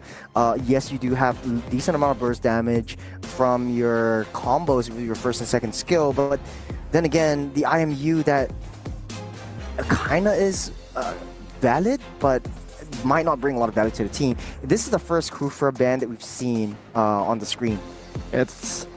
It's surprising that it's the first Kufra ban, actually. Considering how many high mobility heroes are in the meta right now, you would think we'd see more of it. But here, because Rising Rage have the 1-1, it's pretty obvious why they decide to go for it specifically. And well, DreamHack has already shown that they're willing to bring up a slightly off-meta pick, so it's just something Rising Rage doesn't want to have to deal with.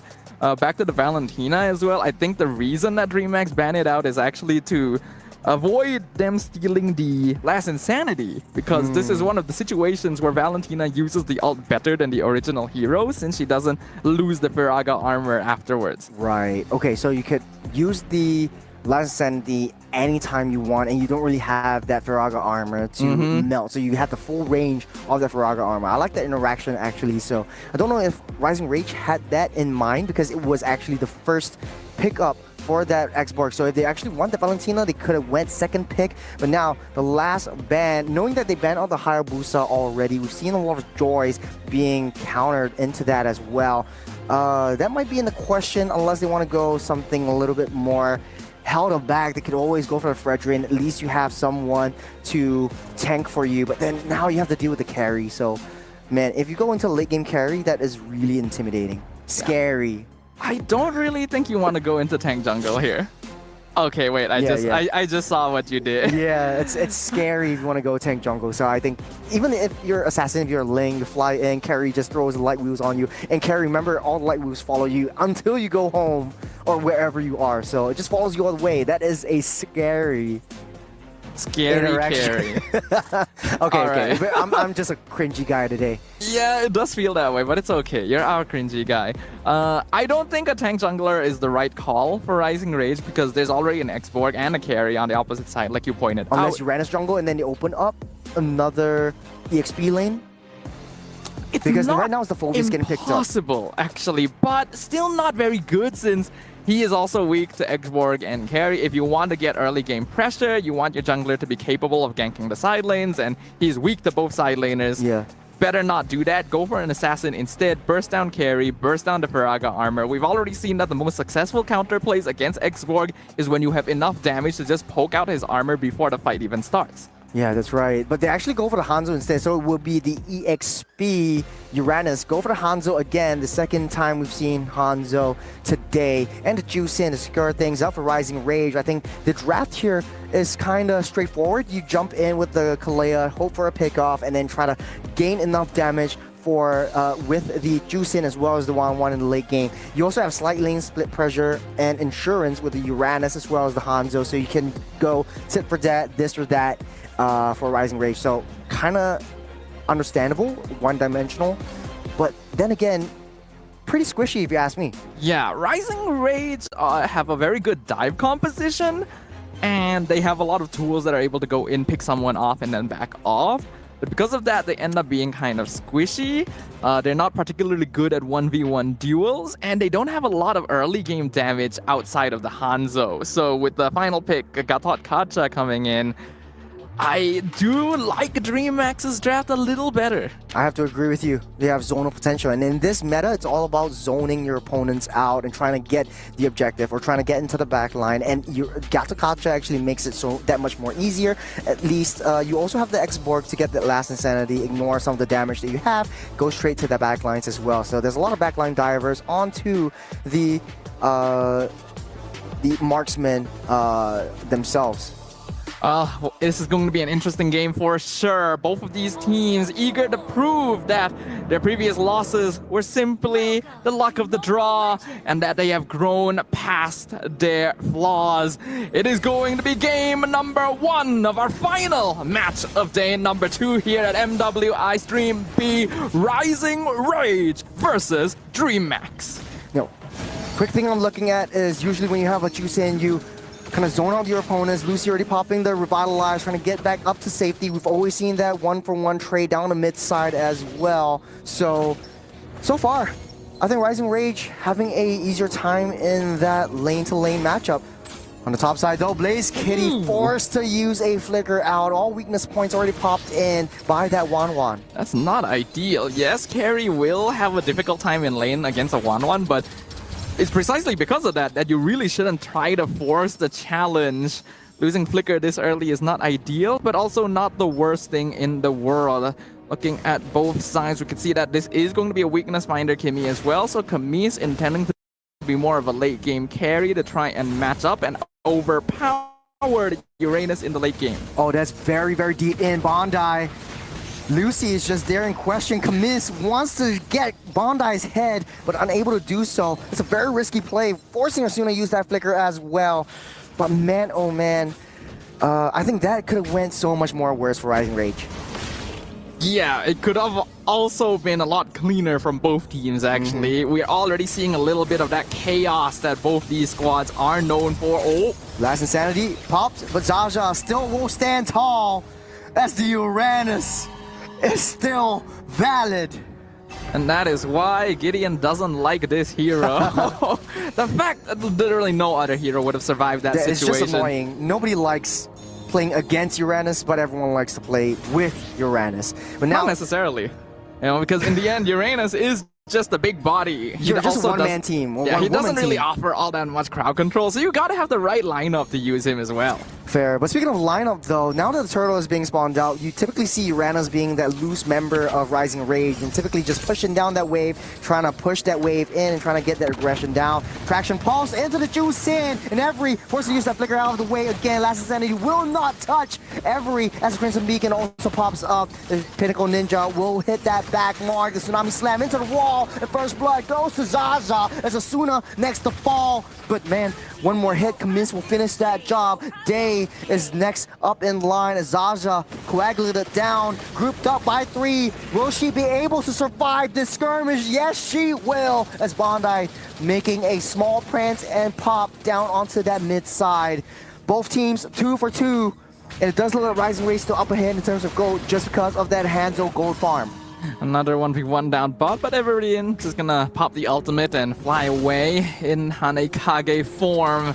We can already see that both these teams like the skirmish. There's a very chaotic, well, just as I say it. On the backside, Lucy taking a lot of damage. Traction Pulse will not land on the Jaja. Able to heal everything back up. Turtle down onto 1/3 of his health. As Zaza giving a little bit more information, but not enough for a Viridian to go in. Zaza finally falls by the hands of Angelise. So a trade for a turtle and a hero.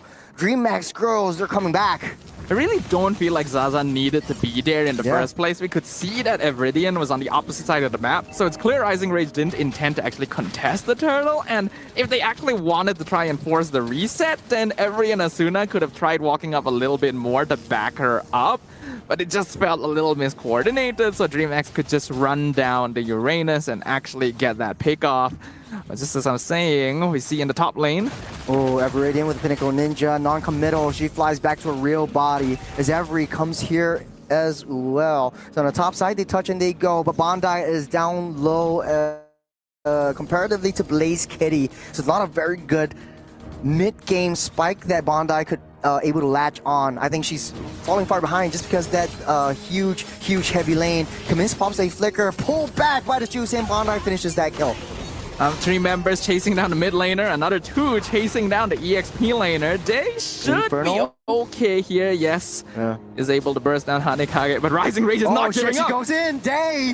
Infernal Pursuit down into the heart of the battle, taking down 3 before members will be too much for Day to handle as Asuna will be next to fall. But she gets out safe just before the last Insanity pops as well. Zaza will pick up another kill to herself as the top lane, getting a trade T1 for a couple of kills in the hands of DreamMax girls. I'm gonna be honest here, Churros. I really don't know what to say about It's a what just brawl. happened there. It's honestly a brawl. I have to imagine that it was a mistake by Day, just spam pressing the Infernal Pursuit and ended up putting herself way out of position by jumping onto Everdian's real body. Because there's no way that was intentional. There's no reason to force that out when your team is still so far behind. And then Angelus comes in after. A little bit too late. Her EXP lane is dead and still full commits all of her abilities. I really feel like there needs to be better survival prioritization on DreamMax girls, because they're really just throwing themselves at Rising Rage and hoping it works. Yeah, Zaza getting caught out as well. No, it's Every though. They took down the Juice and here comes the Pinnacle Ninja. Evridian tries to get another consolation prize, but Blaze Kitty picks up that turtle and Rising Rage. They couldn't get anything else as DMX girls. I think to answer your, I mean to have this little discussion with you, I think DreamX girls are very held back, very passive. They waited for Rising Rage to come in before they actually make any kills. Rising Rage does decide to go in again, so it's just as a bit of a cheeky poke, maybe try and steal that jungle camp back, because DreamX girls ended up rotating all 5 members to the turtle pit. Bondi was able to get a free tower up top, and now in the mid lane. There's a chain stun onto Asuna. Tsunami Slam over into the turret. Will not be enough as the last Insanity will get popped up. Zaza next to fall. DreamX goes, takes down 2 members.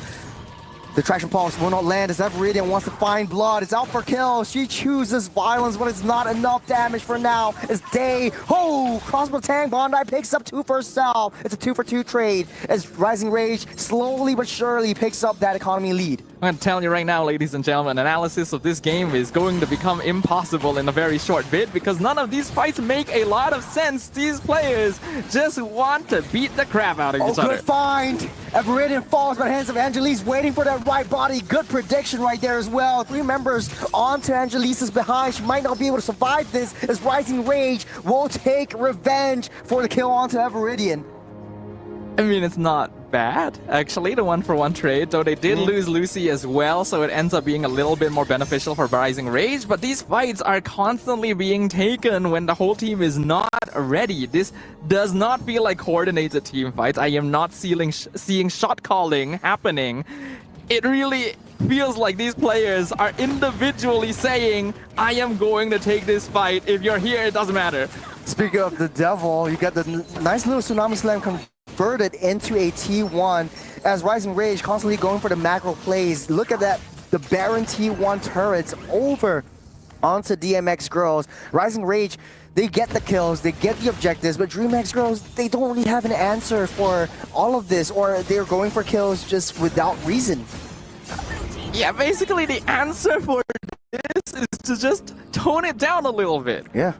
Take a step back, look at the map with a bit more of a bird's eye view, decide where you need to attack rather than just constantly either grouping up for a 5-man gank or not really doing anything on the map, right? It's very strange. I'm not really seeing a rotational logic. Oh, 4-member gang onto Angelise. Last Insanity, a last-ditch effort, get out of the way, getting that boost in, but AOG lands and taunted in. Zaza taking too much damage, will fall, got a little bit too close to the sun. Both these teams are something else, Shiros. I'll just say that, you know?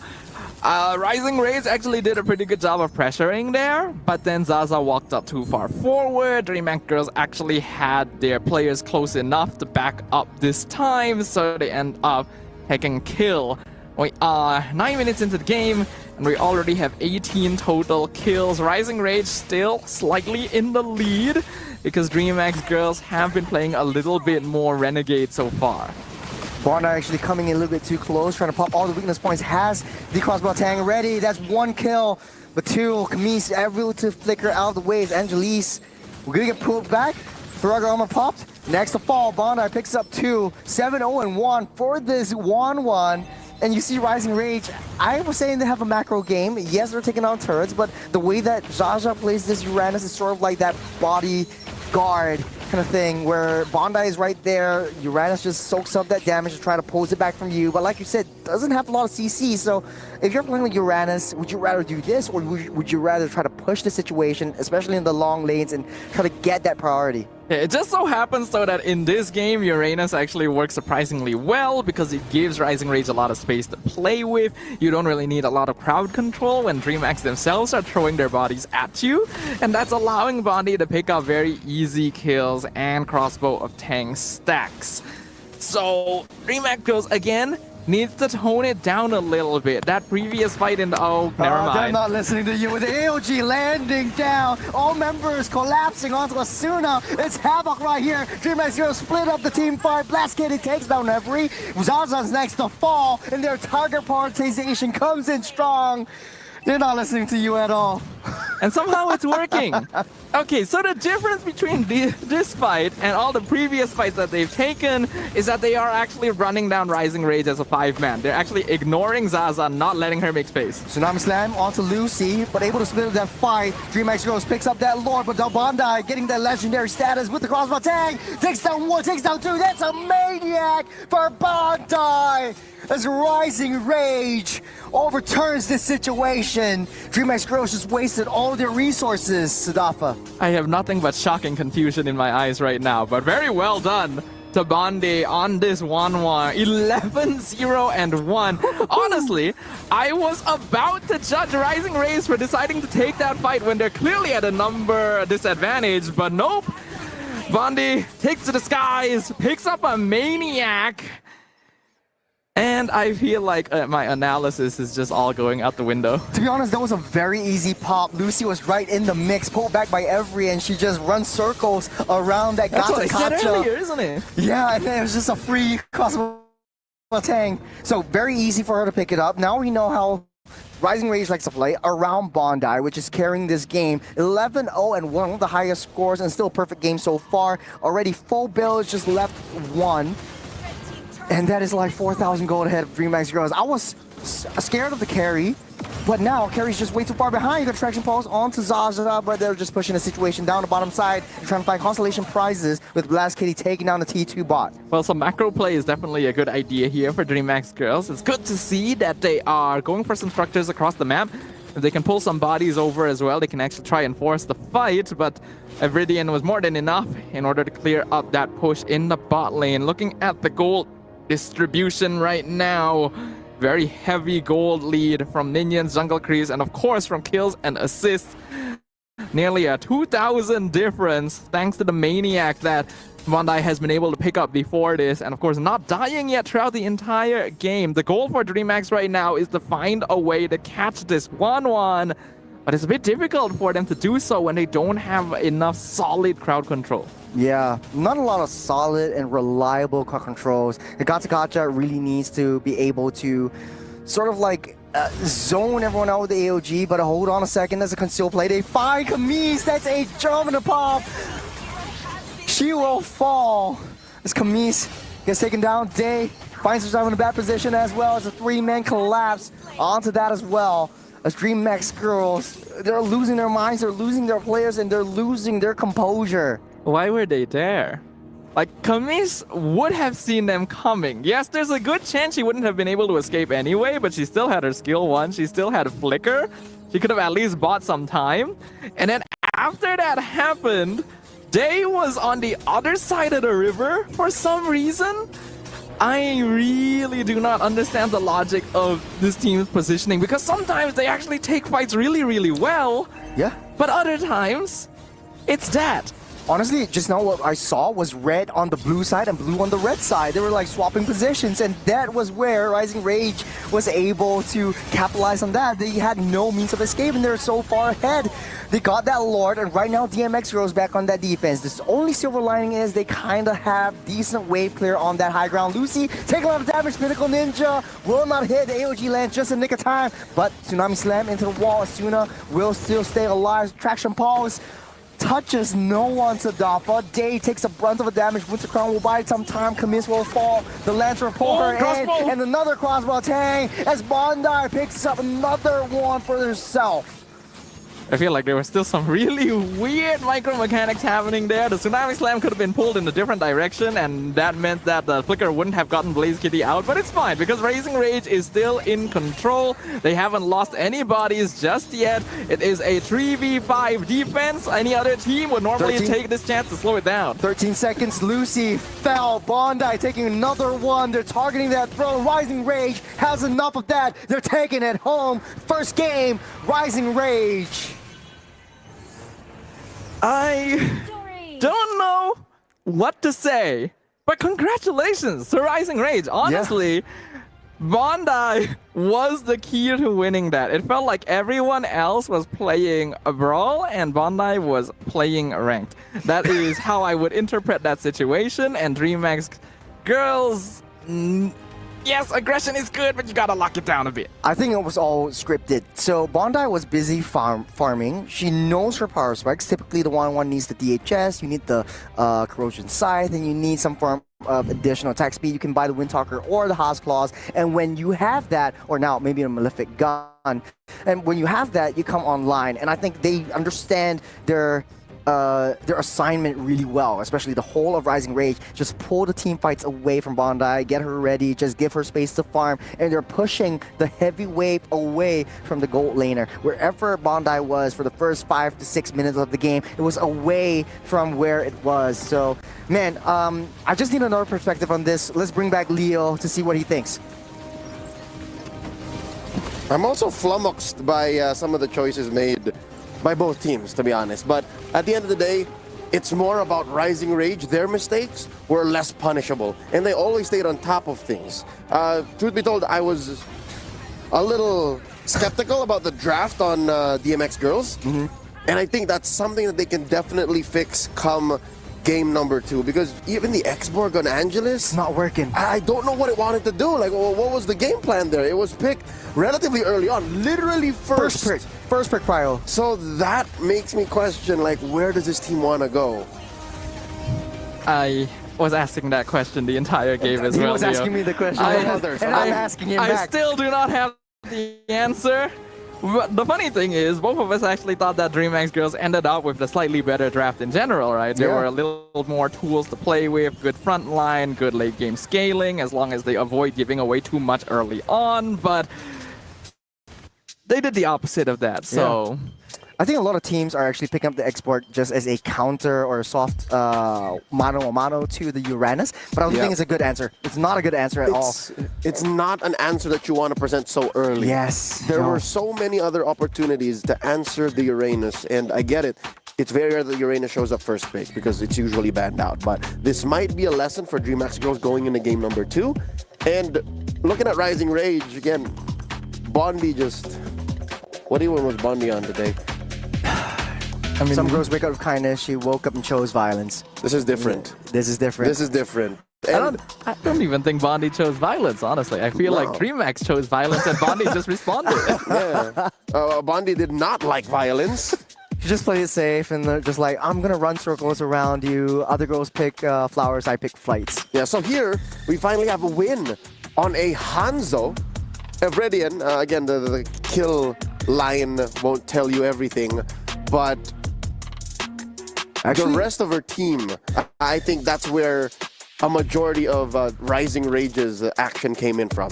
I like the Hanzo pick because it kind of is a response to, we talked about this yesterday and earlier on today, which was the fighter and tank jungler meta. And the assassins are genuinely farming much faster than what you have for tank and fighters. And Hanzo brings it to a whole new level. In the previous game that we saw earlier on, I think it was the... never mind. It was Hanzo and the Baksha being one team, and the Baksha actually leashing the creeps. But with the Hanzo skill, you're able to eat up the jungle buff, so you're farming effectively twice as fast. And you see, like, if you have a Hanzo walking fine and dandy into your own jungle, you know something's wrong. And Hanzo's actually not too bad a pick here because as an assassin, he's very non-committal, right? He doesn't really need to be present in most of the team fights to make stuff happen. He can burn down Ferraga armor, he can ignore Phoveus and Gatot to jump the back line.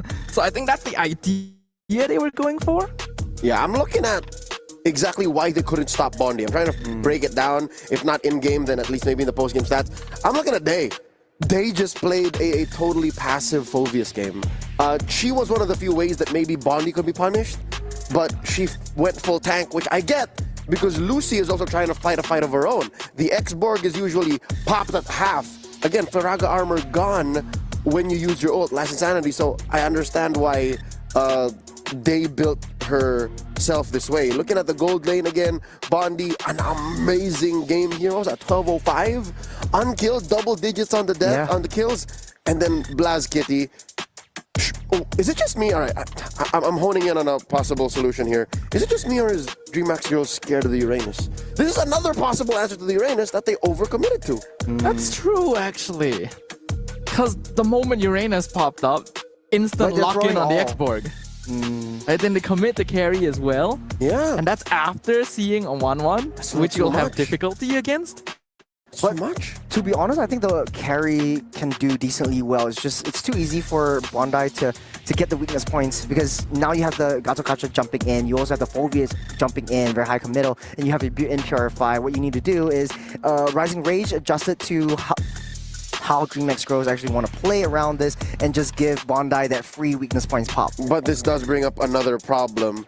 Who's going to hold the line? How does the carry keep wailing away? How does the carry use her kit when both of your frontliners, I'm looking at the Gatot and the Phoveus, are up front?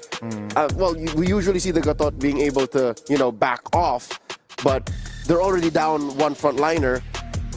The X-Borg, you can't expect to do that much either. So Rising Rage definitely skirted through that. They seeped through the seams of DreamHack's draft, and they are now at match point, doubling them in kill score, taking everything away when it comes to honoring 4 key players. Lucy took so much damage. What's the play here? Are we just going to be as simple and as straightforward as fix the draft? No, it is not that, but that is something that they also need to do. I think the draft was fine. The Xbox draft, the Xbox first pick, red, was definitely questionable, but for me, it's just execution. Like, why keep brawling when you know that you don't really have your power specs and you keep throwing your body? It's not like you brawl and you get a pick off and and basically you just snowball out of control. It's like you throw in someone, sacrifice someone for another player, and you just leave your opponent's gold laner wide and open. Yeah, I do feel like there wasn't really a concept of trading up. It was just kind of, we fight and see where that gets us, right? Because when DreamHack Girls was fighting as a full 5-man death bomb, they were actually doing pretty good. Like this. Right? They were actually quite comfortable when they were all together. It's when they're not together and all taking their individual 1v1s that things become an absolute mess. And Bondi loves those situations. I also think like they are getting those kills and getting those skirmishes, but they're not converting them into main objectives. Yes, in the late game, there was a last-ditch effort by Blaze Kitty to take down the T2 and bot side, but the entirety of this game, they're just going for those pickoffs, which they don't really have a lot of crowd control abilities that they can just throw away in the trash. We can even see in this fight, right? For some reason, they decided, I'm going to engage on Bondi right now when my team is not ready to follow up. And I see other members of Rising Rage ready to cut me off. Yes, what was that communication like? Again, we know this team is built around Angelus, so why are they not following Angelus? Or why is Angelus making calls that would be a detriment to the rest of her team? I can only imagine the communication being, here, let's fight now. The rest of her team was in her base. What were they going to do? And again, it's those kinds of mistakes that are so easily punishable and that magnifies. It was just one moment, one free kill, but if you take that in consideration across a whole game, things change. And by change, we do mean a concrete change. I have gotten word that we will see a sub out. The mid laner of DreamHack Girls, Camis, is now being replaced by their sub, Pick Me High. So we got a new player coming in. I think this is the first on stream B that we're going to be addressing such a change. And I think when you're up against the wall like this, with clear miscommunications and disconnects happening, again, if any, whatever works. Like if anything, just take every single out you have. And what did we see in Camis? What did we see in that mid lane Kimmy? A weird positioning. I think she was in the brush. I remember me and Sadafa was just really questioning where she was going, where her rotations is, and her pathing was kind of a little bit iffy, but I think it should be, you know, it makes sense because it's kind of the first game, and then I don't know if she done that badly to deserve a full sub. But yeah, if you ask me, yes, Camis didn't play the most cleanly, but it's not only her problem. But maybe they want to try something different. But Possibly. Is this the right time to try something different? Because I know like different players have different play styles. Maybe Camis is more artillery based, and then you have Pick Me High having a different kind of play style to her. They're down on match point. When down else? on match point, yeah. When else? This may be the final time to think of what if. We would rather make the choice now than regret not having the option. So, folks, you'll see it on cam. You will see it in game once the draft begins. Pick Me High is coming in. Camis has to sit this one out. And who knows? What if they do make it to game 3? What if they do force the rubber match? Then all the more, it was worth the choice, right? It was worth the risk of saying, okay, Camis, sit it. It's time to sit this one out. But I'm worried, like, what if we're past the point of, is this the right thing? How much of a change will it show? That's my biggest concern, because yes, this is probably the best and only time you can really do this, force out a switch, reset the dynamic. But again, I don't feel like Camis alone was the problem. The whole team had some issues that they needed to work through. It was holistic issues. Yeah, and I don't think a single new player is going to make that big of a difference. But what if it does? And if it does, why was she a sub? That's true. But maybe she was the main player and Camis was the sub. You don't know. Coulda, woulda, shoulda. Coulda, woulda, shoulda is what I like to say. But to be honest, though, okay, what I want to see in the mid lane changes now that Pick Me High is coming in is better positionings, more zonal control. And whenever they play like, Gato Kacha, you play like an export, you really want to push away that back line. But still, you have to have some frontline insurance, especially around your own gold laner, your own damage dealer. And that's what I'm not seeing from Rising Rage. Throw all your resources and then basically you're a sitting duck. Rising Rage just walks all over you. Yeah, Rising Rage here coming from the shadows of last year's breakout stars, finishing in the 3rd and 4th place of MWI 2024 overall VSG. They were just out of nowhere sweethearts. Like none of us expected the ECA to bring that much of a fight in the MWI. So can Rising Rage climb up to that expectations? Again, this is a team rebuilt or a new team rebuilt from the ashes of the ECA's ever moving scene. Again, they're in flux. So I'm hoping that here in game number 2, they fix those issues so that they truly test this mid lane swap out for DreamHack Girls. Pick Me High confirmed to be joining the roster now as we go into game number 2 proper. The analyst for DreamHack Girls, Gabro, assisting Coach Secretaria, playing a game of chess against Coach Sav TZ. Let's get into it. Gentlemen, all you. Thank you very much, Leo. And we already see a very obvious pick right here. The first pick, Zetian, right? So that is instantly Pick Me High's hero. The fact that they've locked it in this early is a bit concerning. Is Pick Me High so good at the hero that you would want it as a first pick? Or is that just a comfort that you really want to prioritize? I think it's better to just understand, okay, if she is too good in this hero and it's the elimination round, I'd rather not risk it. So let's just ban out the Freya anyways. The Farsa being banned out, Isun Shin taken out by the side of DMX. You got Rising Rage taking out Wan, Baksha, and the Uranus, which is weird because wasn't Bondi the one who was more comfortable on the 1-1 in the previous game? Now you don't want to change anymore. You have the Minotaur getting its debut right here for the side of DreamHack. There's also there's a different dimension that they're bringing to the table. Yujong as well. Minotaur. Okay. Very different man. Churros, I am being overwhelmed here, sir. Get it together, Sadafa. I am overwhelmed by the underwhelmingness of the situation. That puts me in place. Like, get it together, man. Hold it together. But I don't have enough brain cells left over for that right now. It's okay. It's okay. Let's do a craft. Zetian Minotaur mid lane duo. What do you think? It's not bad. Zetian clears wave pretty fast. Minotaur with Concussive Blast is also quite good actually. Provides healing, a bit of a mix there, so it's able to respond to the Matilda actually fairly evenly. It's also quite an interesting opening for Rising Rage to go Matilda for obvious, but yeah, I assume that they were going Fredrin because that's the only reason you would show the Matilda so soon.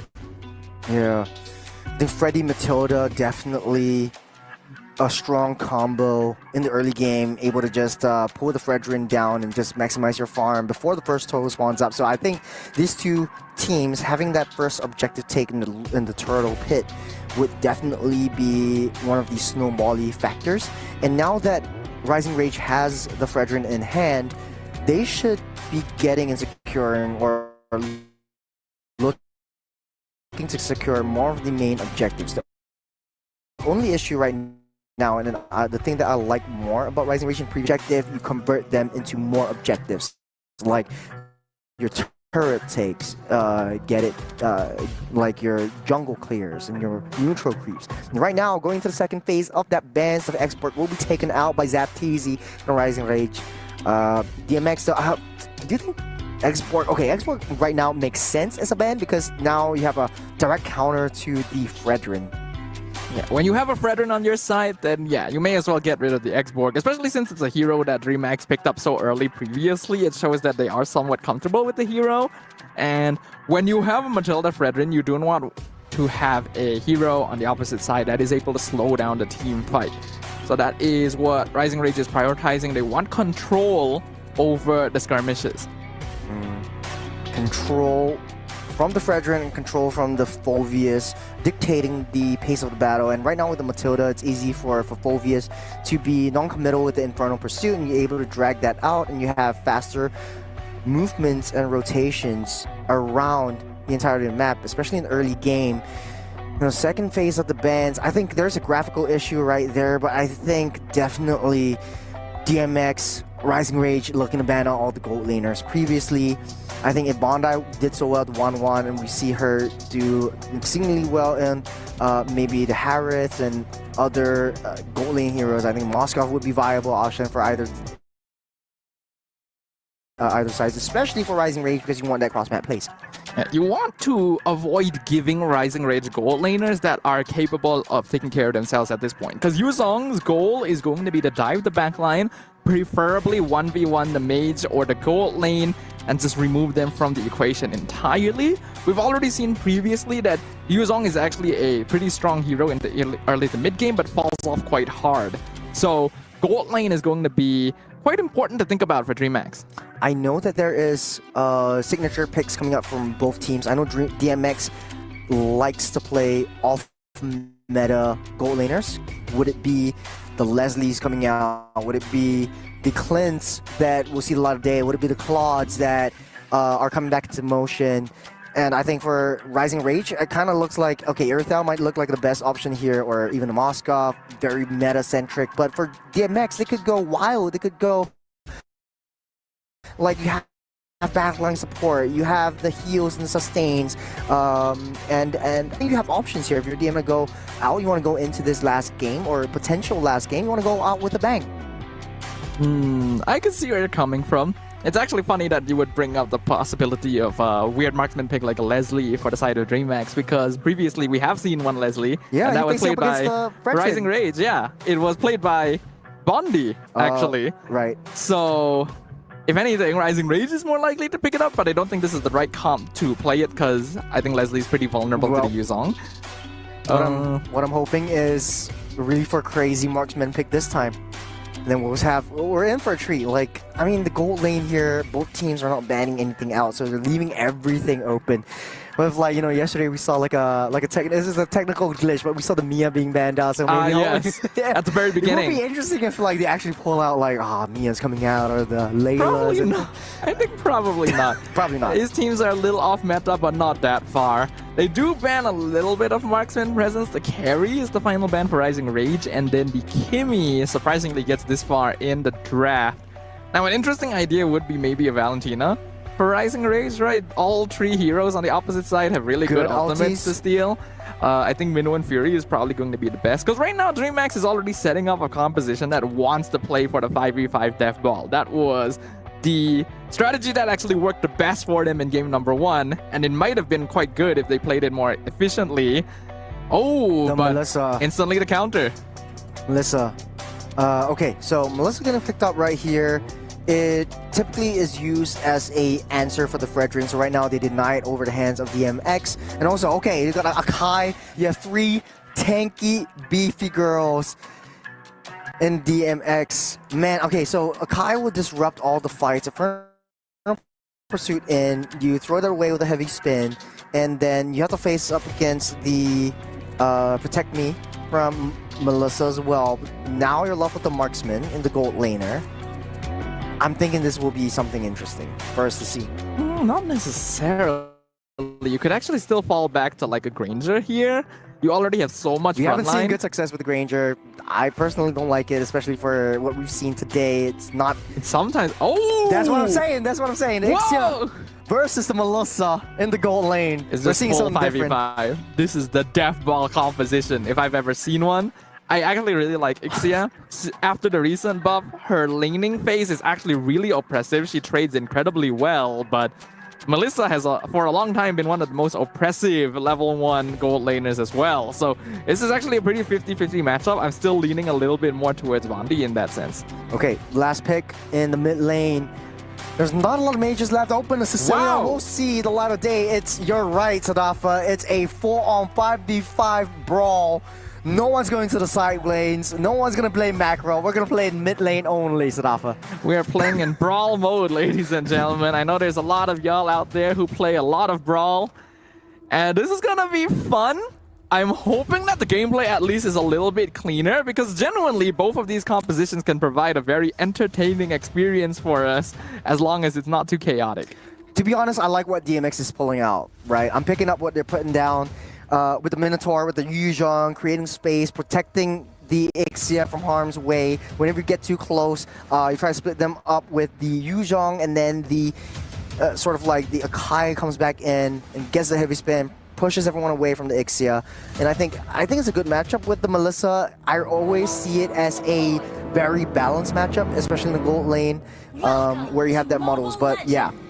All right, we are jumping into game number 2, ladies and gentlemen. This could potentially be the final game for DreamHack girls if they're not able to figure out the winning strategy against Rising Rage. Who will be the final team eliminated in day 2 of MWI? Right off the bat, I'm looking at all the lanes because we're seeing new things all across the board. Gold lane matchup, it's definitely going to be a 1-for-1. Melissa and the Ixia is matching in terms of the range, in terms of the damage in the early game. Definitely Melissa has a little bit of an upper hand with the puppets and increasing her range. But now DreamHack girls having a mid lane duo with the Zetian and the Minotaur, getting that early rotations together. I think they're playing it pretty safe, but then aggressive at the same time. Okay, getting pulled back from some Crimson Claws, Sanguine Claws. The Pick Me High will not let Rising Rage pick her yet. Pick Me High, this is going to be her debut game on the MWI stage as well, specifically subbed in for DreamHack girls. And given first pick in the draft as well, we'll see how much impact she's going to be able to have as Lucy jumps in. Gonna knock up, nice little Petrify onto Till.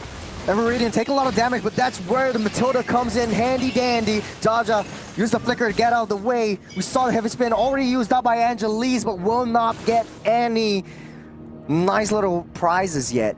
4 members of DreamHack diving behind the tier 1 before the 2-minute mark is already very unusual, but at the very least it is coordinated, right? It's not as scattered as it was in game number 1, and I'm hoping that that trend continues, because that really was the biggest issue for them. I think in gold lane there's a bit of 1v1 happening as well. Yep, I think they're touching and going. All eyes on that turtle. DreamHack girls already pulling everyone in. Sanguine Claws close, entering close, doing a little bit more poke damage. Asuna sourcing for information, but she does have that sustain. They might not be able to collect into this turtle as the Yuzhong zones everyone out with the Black Dragon. Asuna take a lot of damage. We'll get that blood seeped up. Jay picks up first blood. Rising Rage pinned onto the wall. Zaja will come in with the Infernal Pursuit as well. Pick Me High picks up yet another one as Rising Rage are losing control in the early game. I think after the initial stages, Rising Rage should have recognized that they would not be able to contest that turtle. There's still so many ultimates available for DreamHack, and a lot of them are very high impact at level 4. In comparison, Rising Rage really doesn't have all that much early game damage with a mid-Sicilian and Matilda. So they gotta be aware that they're going to be the ones playing on the back foot for a short while. You got a lot more rotation, energy eruption onto Day. Nice little reaction with the Fury of the Phoenix to stop everyone in place. Bondi taking hell of a lot of damage as well. You got the long reach, the full barrage won't connect onto Bondi, able to dash out safe as Every comes in, but there's one member on 3. They don't wanna push the situation. They don't know where the rest of the members of DMX are, and they touch and they go. Yet again, DMX, they're trading all of this for turrets. They're trying to take the fights and they're trying to convert them into objectives. The adjustment that we need, we're seeing. Yeah, DreamHack girls have drafted a lineup that specifically allows them to keep running at Rising Rage in the first few minutes, and they're doing a good job of it so far. You know, Fury knocks everyone up. Purple buff goes over the hands of Angelise. Pick Me High picks up Asuna for a kill. Nice energy eruption off the 3. Heavy spin will lock Everridian off the place. 4 barrage comes out, dealing a lot of damage, but the Appraiser's Wrath will seal the deal. Every picks up Blaze Kitty, and Angelise, one more hit, she will fall as Every waiting for the cooldown to stop. There's one more hit and Angelise will fall, but they don't want to really reach for it. They're giving the kills over to Bondi. That sure took a while, but Rising Rage were able to bite back there. really doing a good job of spacing out of their cooldown. DreamHack Girls unfortunately got a little bit too comfortable with their hero composition and just remained and tried to force the fight. I think Blast Kitty needed to cancel the full barrage in advance too. Good hit with the Fury of the Phoenix, but here comes the Black Dragon. Onto the back line they go. Bondi is the next one in target. Nice little Petrify and a knock up from Day, but she's healing everything back up. The puppet will deal a lot of damage, and he goes down together with Bondi, taking on the marksman. They're going with the heavy spin, but Angelis doesn't want to force that situation. DMX Girls coming in the Minoan Fury, won't connect onto anyone. Rising Rage protecting their turret as DMX Girls opens up that opportunity to take that turtle for themselves. Girls, just because you have buttons doesn't mean you need to press them. Please hold on to your abilities a little bit smarter. DreamHack Girls able to turn things around yet again because their composition is still stronger at this particular stage of the game. Rising Rage needs to avoid team fighting. I think they put themselves a little bit too far forward. They actually responded to they responded to the Yuzong pretty well, actually, previously.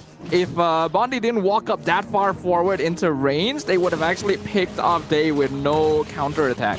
Yeah, I think that was a huge resource of the Circling Eagle getting utilized as well. DMX is still up ahead in terms of gold. It's very, very negligible, but it's still enough for them to get a advantage. Blaze Kitty taking a lot of damage from Bondi as well. Pick Me High next on a chopping block. Asuna wants to go in close but doesn't have that reach for now. Rising Rage should set their sights up from taking this turtle and go back playing passively. I don't want to get both these teams forcing that situation. It's a brawl match. Again, turtle goes over the hands of Viridian.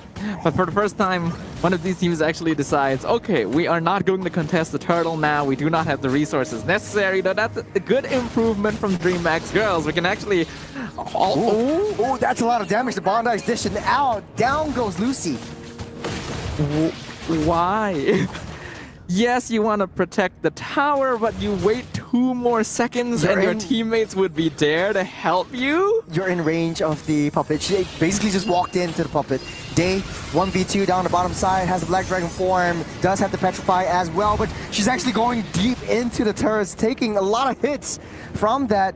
So that's a waste of Black Dragon form as well. I don't think she'll be able to commit to this. That's a long cooldown that she has to wait again. On the top side though, Angelis from that back flank trying to find his way into Bondi. Does have the protecting bundles as well, but the puppets are dealing a little bit too much damage as the rest of the Goon Squad are here. DMX Girls want to push this in. Nice little true barrage, but doesn't hit onto anyone. They're still gonna try and force it though. The rest of Rising Rays now joining them. No more resources. Rising Range are coming in. They're doing a lot of damage. Minoan Fury knock up 2 members. Down and in turret they go. Heavy Spin will push everyone down into the turret's range. Every walk straight into the turret and dealing that damage. Sure, anything to get that job done. But Rising Range, they're just walking in one by one.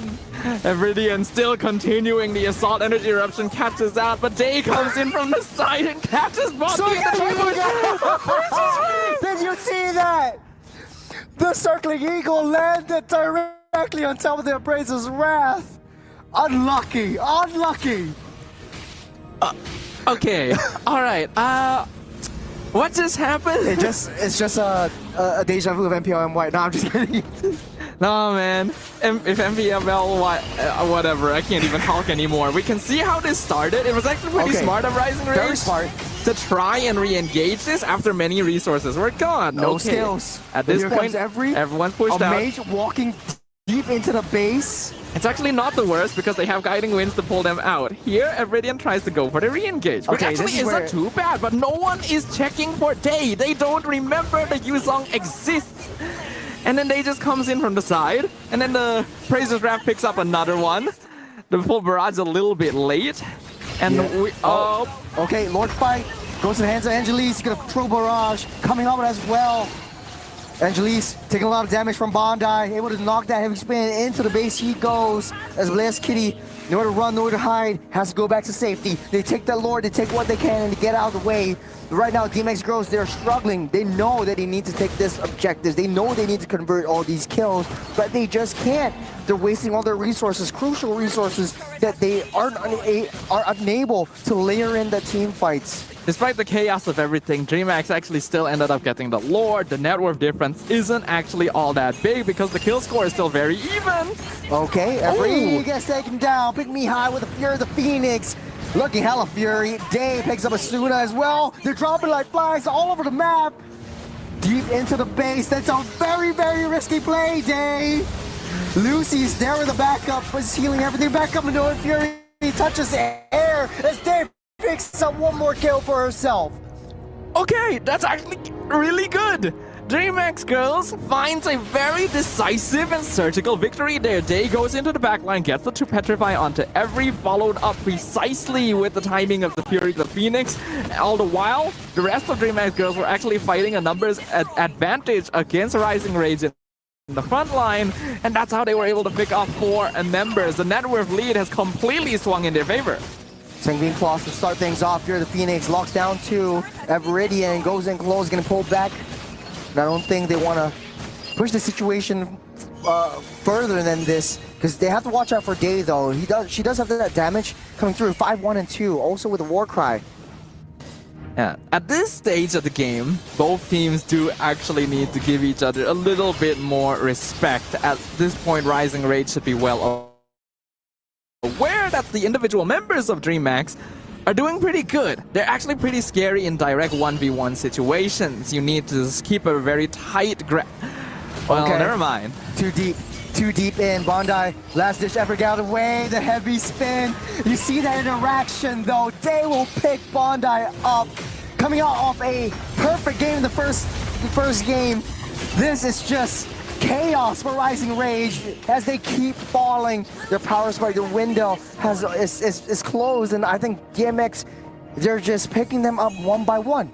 I really don't know why Bondi was the one split pushing up there. Yes, together with Asuna, I understand that. They sent Asuna with her, yes. With the guiding wind, get to her try out and safe. save her. Right. But you need one more tool in that equation. You need either Zaza or Evridian holding the river leading up to them to know that someone's coming. Because when you push that far, there's only so much distance you can cover on your escape. Yeah. Now we're slowing things down as DMX Girls, they don't want to make a sound. Getting a little bit more information on where Rising Rage is. They know, they see 3 members already down the bottom side. They need to open everything up, play a little more safe, play a bit more passive. I think the adjustments that they made in gold lane kind of works. Now Rising Rage, they're not too far behind, 3,000 gold, but what's the problem with Rising Rage? How do they want to fight this? Well, Rising Rage with Melissa and Cecilia need to play a more classic front to back, and because they're playing around a Matilda as well, they need to go for hit and run tactics. It is a slowly kite backwards while doing damage style of gameplay. And Rising Rage is not really able to do that since DreamHack Girls has a lot of heroes that can just immediately dive into them. So what needs to happen is they have to bait out cooldowns, right? Force feints, bait DreamHack into using their abilities early and then re-engage at a different time. Having a Matilda means you should be able to do that. Now, therein comes the Achilles heel of basically a double clash comp. You don't really have anyone to send onto a long lane. Yes, Matilda might be your answer, but we saw what happened just now. If DreamHack Girls has that speed, has a little bit of conceal, then you're trapped in a tough spot. That's why Rising Rage needs to be a little bit smarter. DreamHack Girls, they've actually, as weird as the composition looks like, it actually works for their particular style, and it works against Rising Rage. Here comes the Lord. Zetian already used as well. Just to try to get a sense of where everyone is, the Black Dragon form will be initiated, diving into the back line. But I don't think they are able to push the situation. Taking a lot of damage, they getting healed, everything back up. Bondi using a puppet to try to push everyone out in the way, but you have the heal from Lucy, so a double sustain comp. The longer this fight goes, the more damage that Rising Rage can deal, so they take what they can, and now the Rising Rage base is barren. This is such a weird game, Churros, but I am quite happy that DreamHack decided not to full commit onto the crystal there. There is a good chance that would have turned around on them since Rising Rage were slowly healing up in the fountain. We're looking at a 6k gold lead for DreamHack, a very sizable lead that they've managed to build up, and oh, nice little catch. But no Fury will knock Bondi up. They found the goal later. Pick Me High takes her home. And now Zaza further pursuit, but I don't think it's enough. She get taken down by the hands of Blaze Kitty. The Sky Piercer will hit its mark, and it's a 3v5. DMX girls are coming out to play. We're almost going to a game 3 as DMX, they're taking down Everidian. The damage is too much to bear. Blast Kitty, one after another. They're targeting the throne, they're targeting the crystal. And DMX brings us to another game 3. What a game we are looking at here, and not necessarily in the most positive interpretation of the word, but congratulations to DreamHack. They were able to find a composition that worked for them, something that they were confident in playing and would work well with a particular style of gameplay, and that means we are going to a full series yet again. Man, I think both teams drafted how they want to draft, and I think for the macro-centric approach, I think the Yuzhong was used as an answer for DMX, and that's why they were able to get wave pressure pushed in, and that's why they had more control of the map than what Rising Rage had. And I know they're super happy about all of this. I think whatever Leo said just now, where what if, you know, Pick Me High didn't play and they wouldn't have won, and now we have an answer to that. Pick Me High was a right answer, right choice to how they want to play game number 2. I do agree that Pick Me High was a little bit more active. I imagine there were probably some shot calls happening where she was telling them to hold back just a little bit and wait for the right time to use their ultimates, because if Rising Rage had just played it a little bit smarter and made use of their late game scaling, there's a chance they could have just overpowered DreamHack in this game, but that is unfortunately not what happened, and the slow build-up, slow snowball pushing them back into their base allowed DreamHack to finally take the victory here. Let's go ahead and bring Leo back onto the desk right now, sir. What did you think of that game? I think there was a major blunder committed by Rising Rage. Sure, it was a little bit more proactive coming from the mid. Day was just finding the best entries on the Black Dragon form, and they made the Ixia work. But here's the thing, gentlemen. When you're looking at a Melissa and Sicilian lineup, you want to deny those fights. Yes. You want to extend the game up to the point wherein you have at least 2 or 3 core items, and then that's when you decisively fight. And you know what hurts the most? The fact that they had the Matilda. They had all of the tools to do it. Yeah. They could just hold objectives and then, you know, just keep DreamHack girls hostage with the Fredrin. You could feed, legitimately, you could feed Zaza to the wolves. Just give DreamHack girls, all right, you want to kill somebody? Kill Zaza, we're out of here. Or kill Everidian, we're out of here. But no, they kept throwing Bondi and Every into these weird positions we're in. No, you're supposed to get farm on them first. What? A fight being taken at 2-3 minutes? Yeah. That's not how you want to do it, not with a lineup like this. 4-5-1 for this Melissa. This is not what you want to see if you're a gold laner. And I think, adding on to your point, Leo, if you're going to get a split push insurance just to push that pressure, you don't want to send your most valuable resources. You don't want to send your gold laner. I know what you're talking about. That was that moment up top. But no, I think it was less of it was less of those moments and more of just as a mindset. Like, as a mindset, accept the fact that you're going to have to play inside your base. That makes the difference sometimes between victory and defeat. And here, they tasted bitter defeat. Rising Rage were 1 game away from knocking out DreamHack. And now they have to do it all over again. Back to square one. Like, you have to be able to understand. You just look at the hero lineups and you know that you are playing the kiting composition and they are the dive composition. Do not give them room. You want them to jump into Everidian and Zaza instead, but Bondi and Every kept walking up forward to do damage, and that's not what these heroes are meant for. Yeah, DreamHack isn't even really that hard of a dive. Like, the only ones who really dive here are Day and Angelus. And Angelus is more of a counter reaction, like, all right, you're running away or you're going a certain way, this is what I'm gonna do. Look at the gold on these 2 gold laners. Blast Kitty blasted Bondi. Weirdly enough, she's the one who's less mobile. There's not a single dash in Ixia's kit. So it makes you wonder how bad really was Rising Rage's positioning for this to have happened. It was literally Rising Rage walking into the line of fire. Blast Kitty was, popping Glocks, bringing out the Max, and I don't know what Bonnie was thinking, bringing a doll to this whole affair. Yeah. To be honest, though, it wasn't really a super clean game for either side. It was just the setups that were adjusted by Day, just taking a huge brunt of the turret damage and setting up for a lot of the plays that Blaze Kitty could do. I've seen like in the early game, she might have hit a couple of true barrage shots that, or full shot barrage, full barrages that never seemed to hit its mark. So. Here's how bad it was. The highest GPM was the XP laner, was Day. Yep. So she was farming heroes.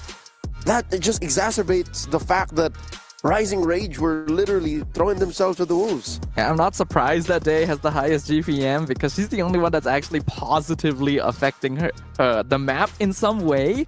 You have a Cecilion and you are not farming. I feel like if Rising Rage wanted to actually try and fight this, you should not have went Cecilion. I'm actually okay with a lot of the rest of the draft, but this was not the right mid laner to go for if you intend to respond in this way. Yeah, no, it was the right mid laner, I reckon, because Every knows how to play it. It's just she did not know how to play it to the tempo that DreamHack was allowing her to. Actually, I think like on the other side of the table, I don't think she was playing to the tempo that Rising Rage was allowing her to. Every single fight that was taken, Rising Rage just wanted to force the situation. They want to be in that fight. They want to be in that clash and they want to get a kill. Exactly. It wasn't very disciplined. So Yes. yeah. It's counterintuitive for a fast-paced game like MLBB to play that way. It's very against the momentum of a game to say, all right, I'm going to hold back. I will play defensively. I will hide underneath my turret and I will wait for the 10, 11-minute mark. But here, look, they're picking fights, and I get it. You're looking at your opponent's life bars. They're very low, but they got mad punished. They got thrown under the turret, and they went too deep. And they're just walking into the turrets. Yeah, onto 4. So it's a 3v4. They lose the manpower advantage, but they're still walking direct headfirst into the turrets. There's a bit of tunnel vision happening because they should have been able to see as well that Day was clearing minions in the mid lane. Yeah. Right? You notice Yuzong is there and you're still diving. When you're this low, it is not worth it at that point. And then afterwards, there's still a consistent forcing of team fighting when it really isn't necessary. You have drafted a late game front to back on. You have a Matilda and Fredrin. It's so easy to force resources out from there first. They fell prey to their own rage. It's in the name. It's in the name, but to be able to move on to the next round, to survive this elimination match, they have to control that rage.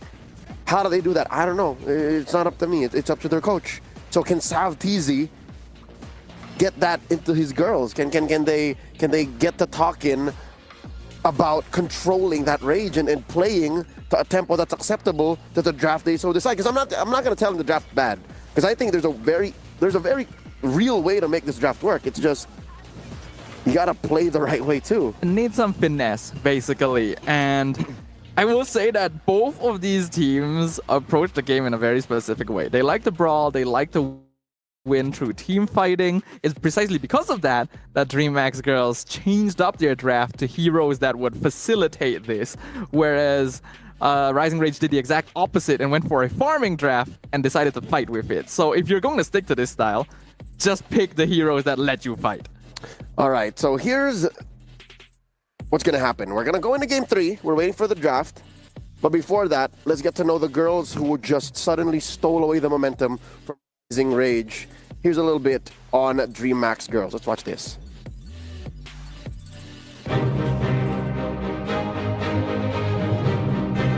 Descrever minha última experiência no MWI no ano passado, parecia tudo um sonho, parecia que eu estava sonhando o tempo todo. E isso só me deu ainda mais forças para eu continuar no cenário para querer voltar, e eu pretendo voltar sempre.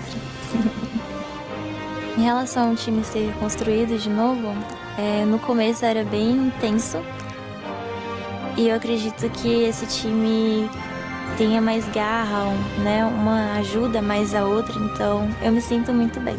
Se tudo dando certo com todos os nossos planos, eu creio que nós vamos conseguir alcançar um top 3.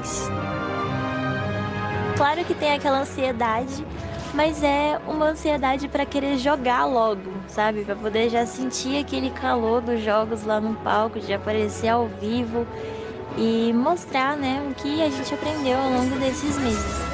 Que mais pessoas reconheçam a nossa carreira, nosso trabalho e que tragam mais visibilidade para a MWI, para o EWC e para o mundo geral de esportes.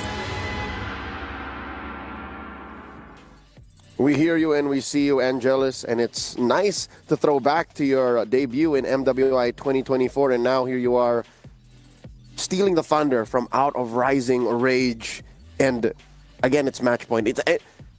I don't want to say it's anybody's game. We always say that. It's one of those phrases that you just fall onto, but right now I think the onus is on Rising Rage. They have this colossal responsibility to control their urges and to draft and play a certain way where it's their turn to make DreamHack uncomfortable. Because if we're just talking fighting, right? If we're just talking just straight up brawling, boxing in a back alley with bare knuckles, it's like DreamHack has the advantage. Little bit, but again, I think it actually just comes down to the hero drafts, right? Both these teams are actually similar in more ways than they're different. So a lot of the same heroes are probably going to be contested, right? Heroes like Yuzong, which we thought was weird to be picked as early as they were in the draft, ended up working really well because that's exactly the style that both these teams lean towards in the first place. So hopefully a bit of a shift in the draft.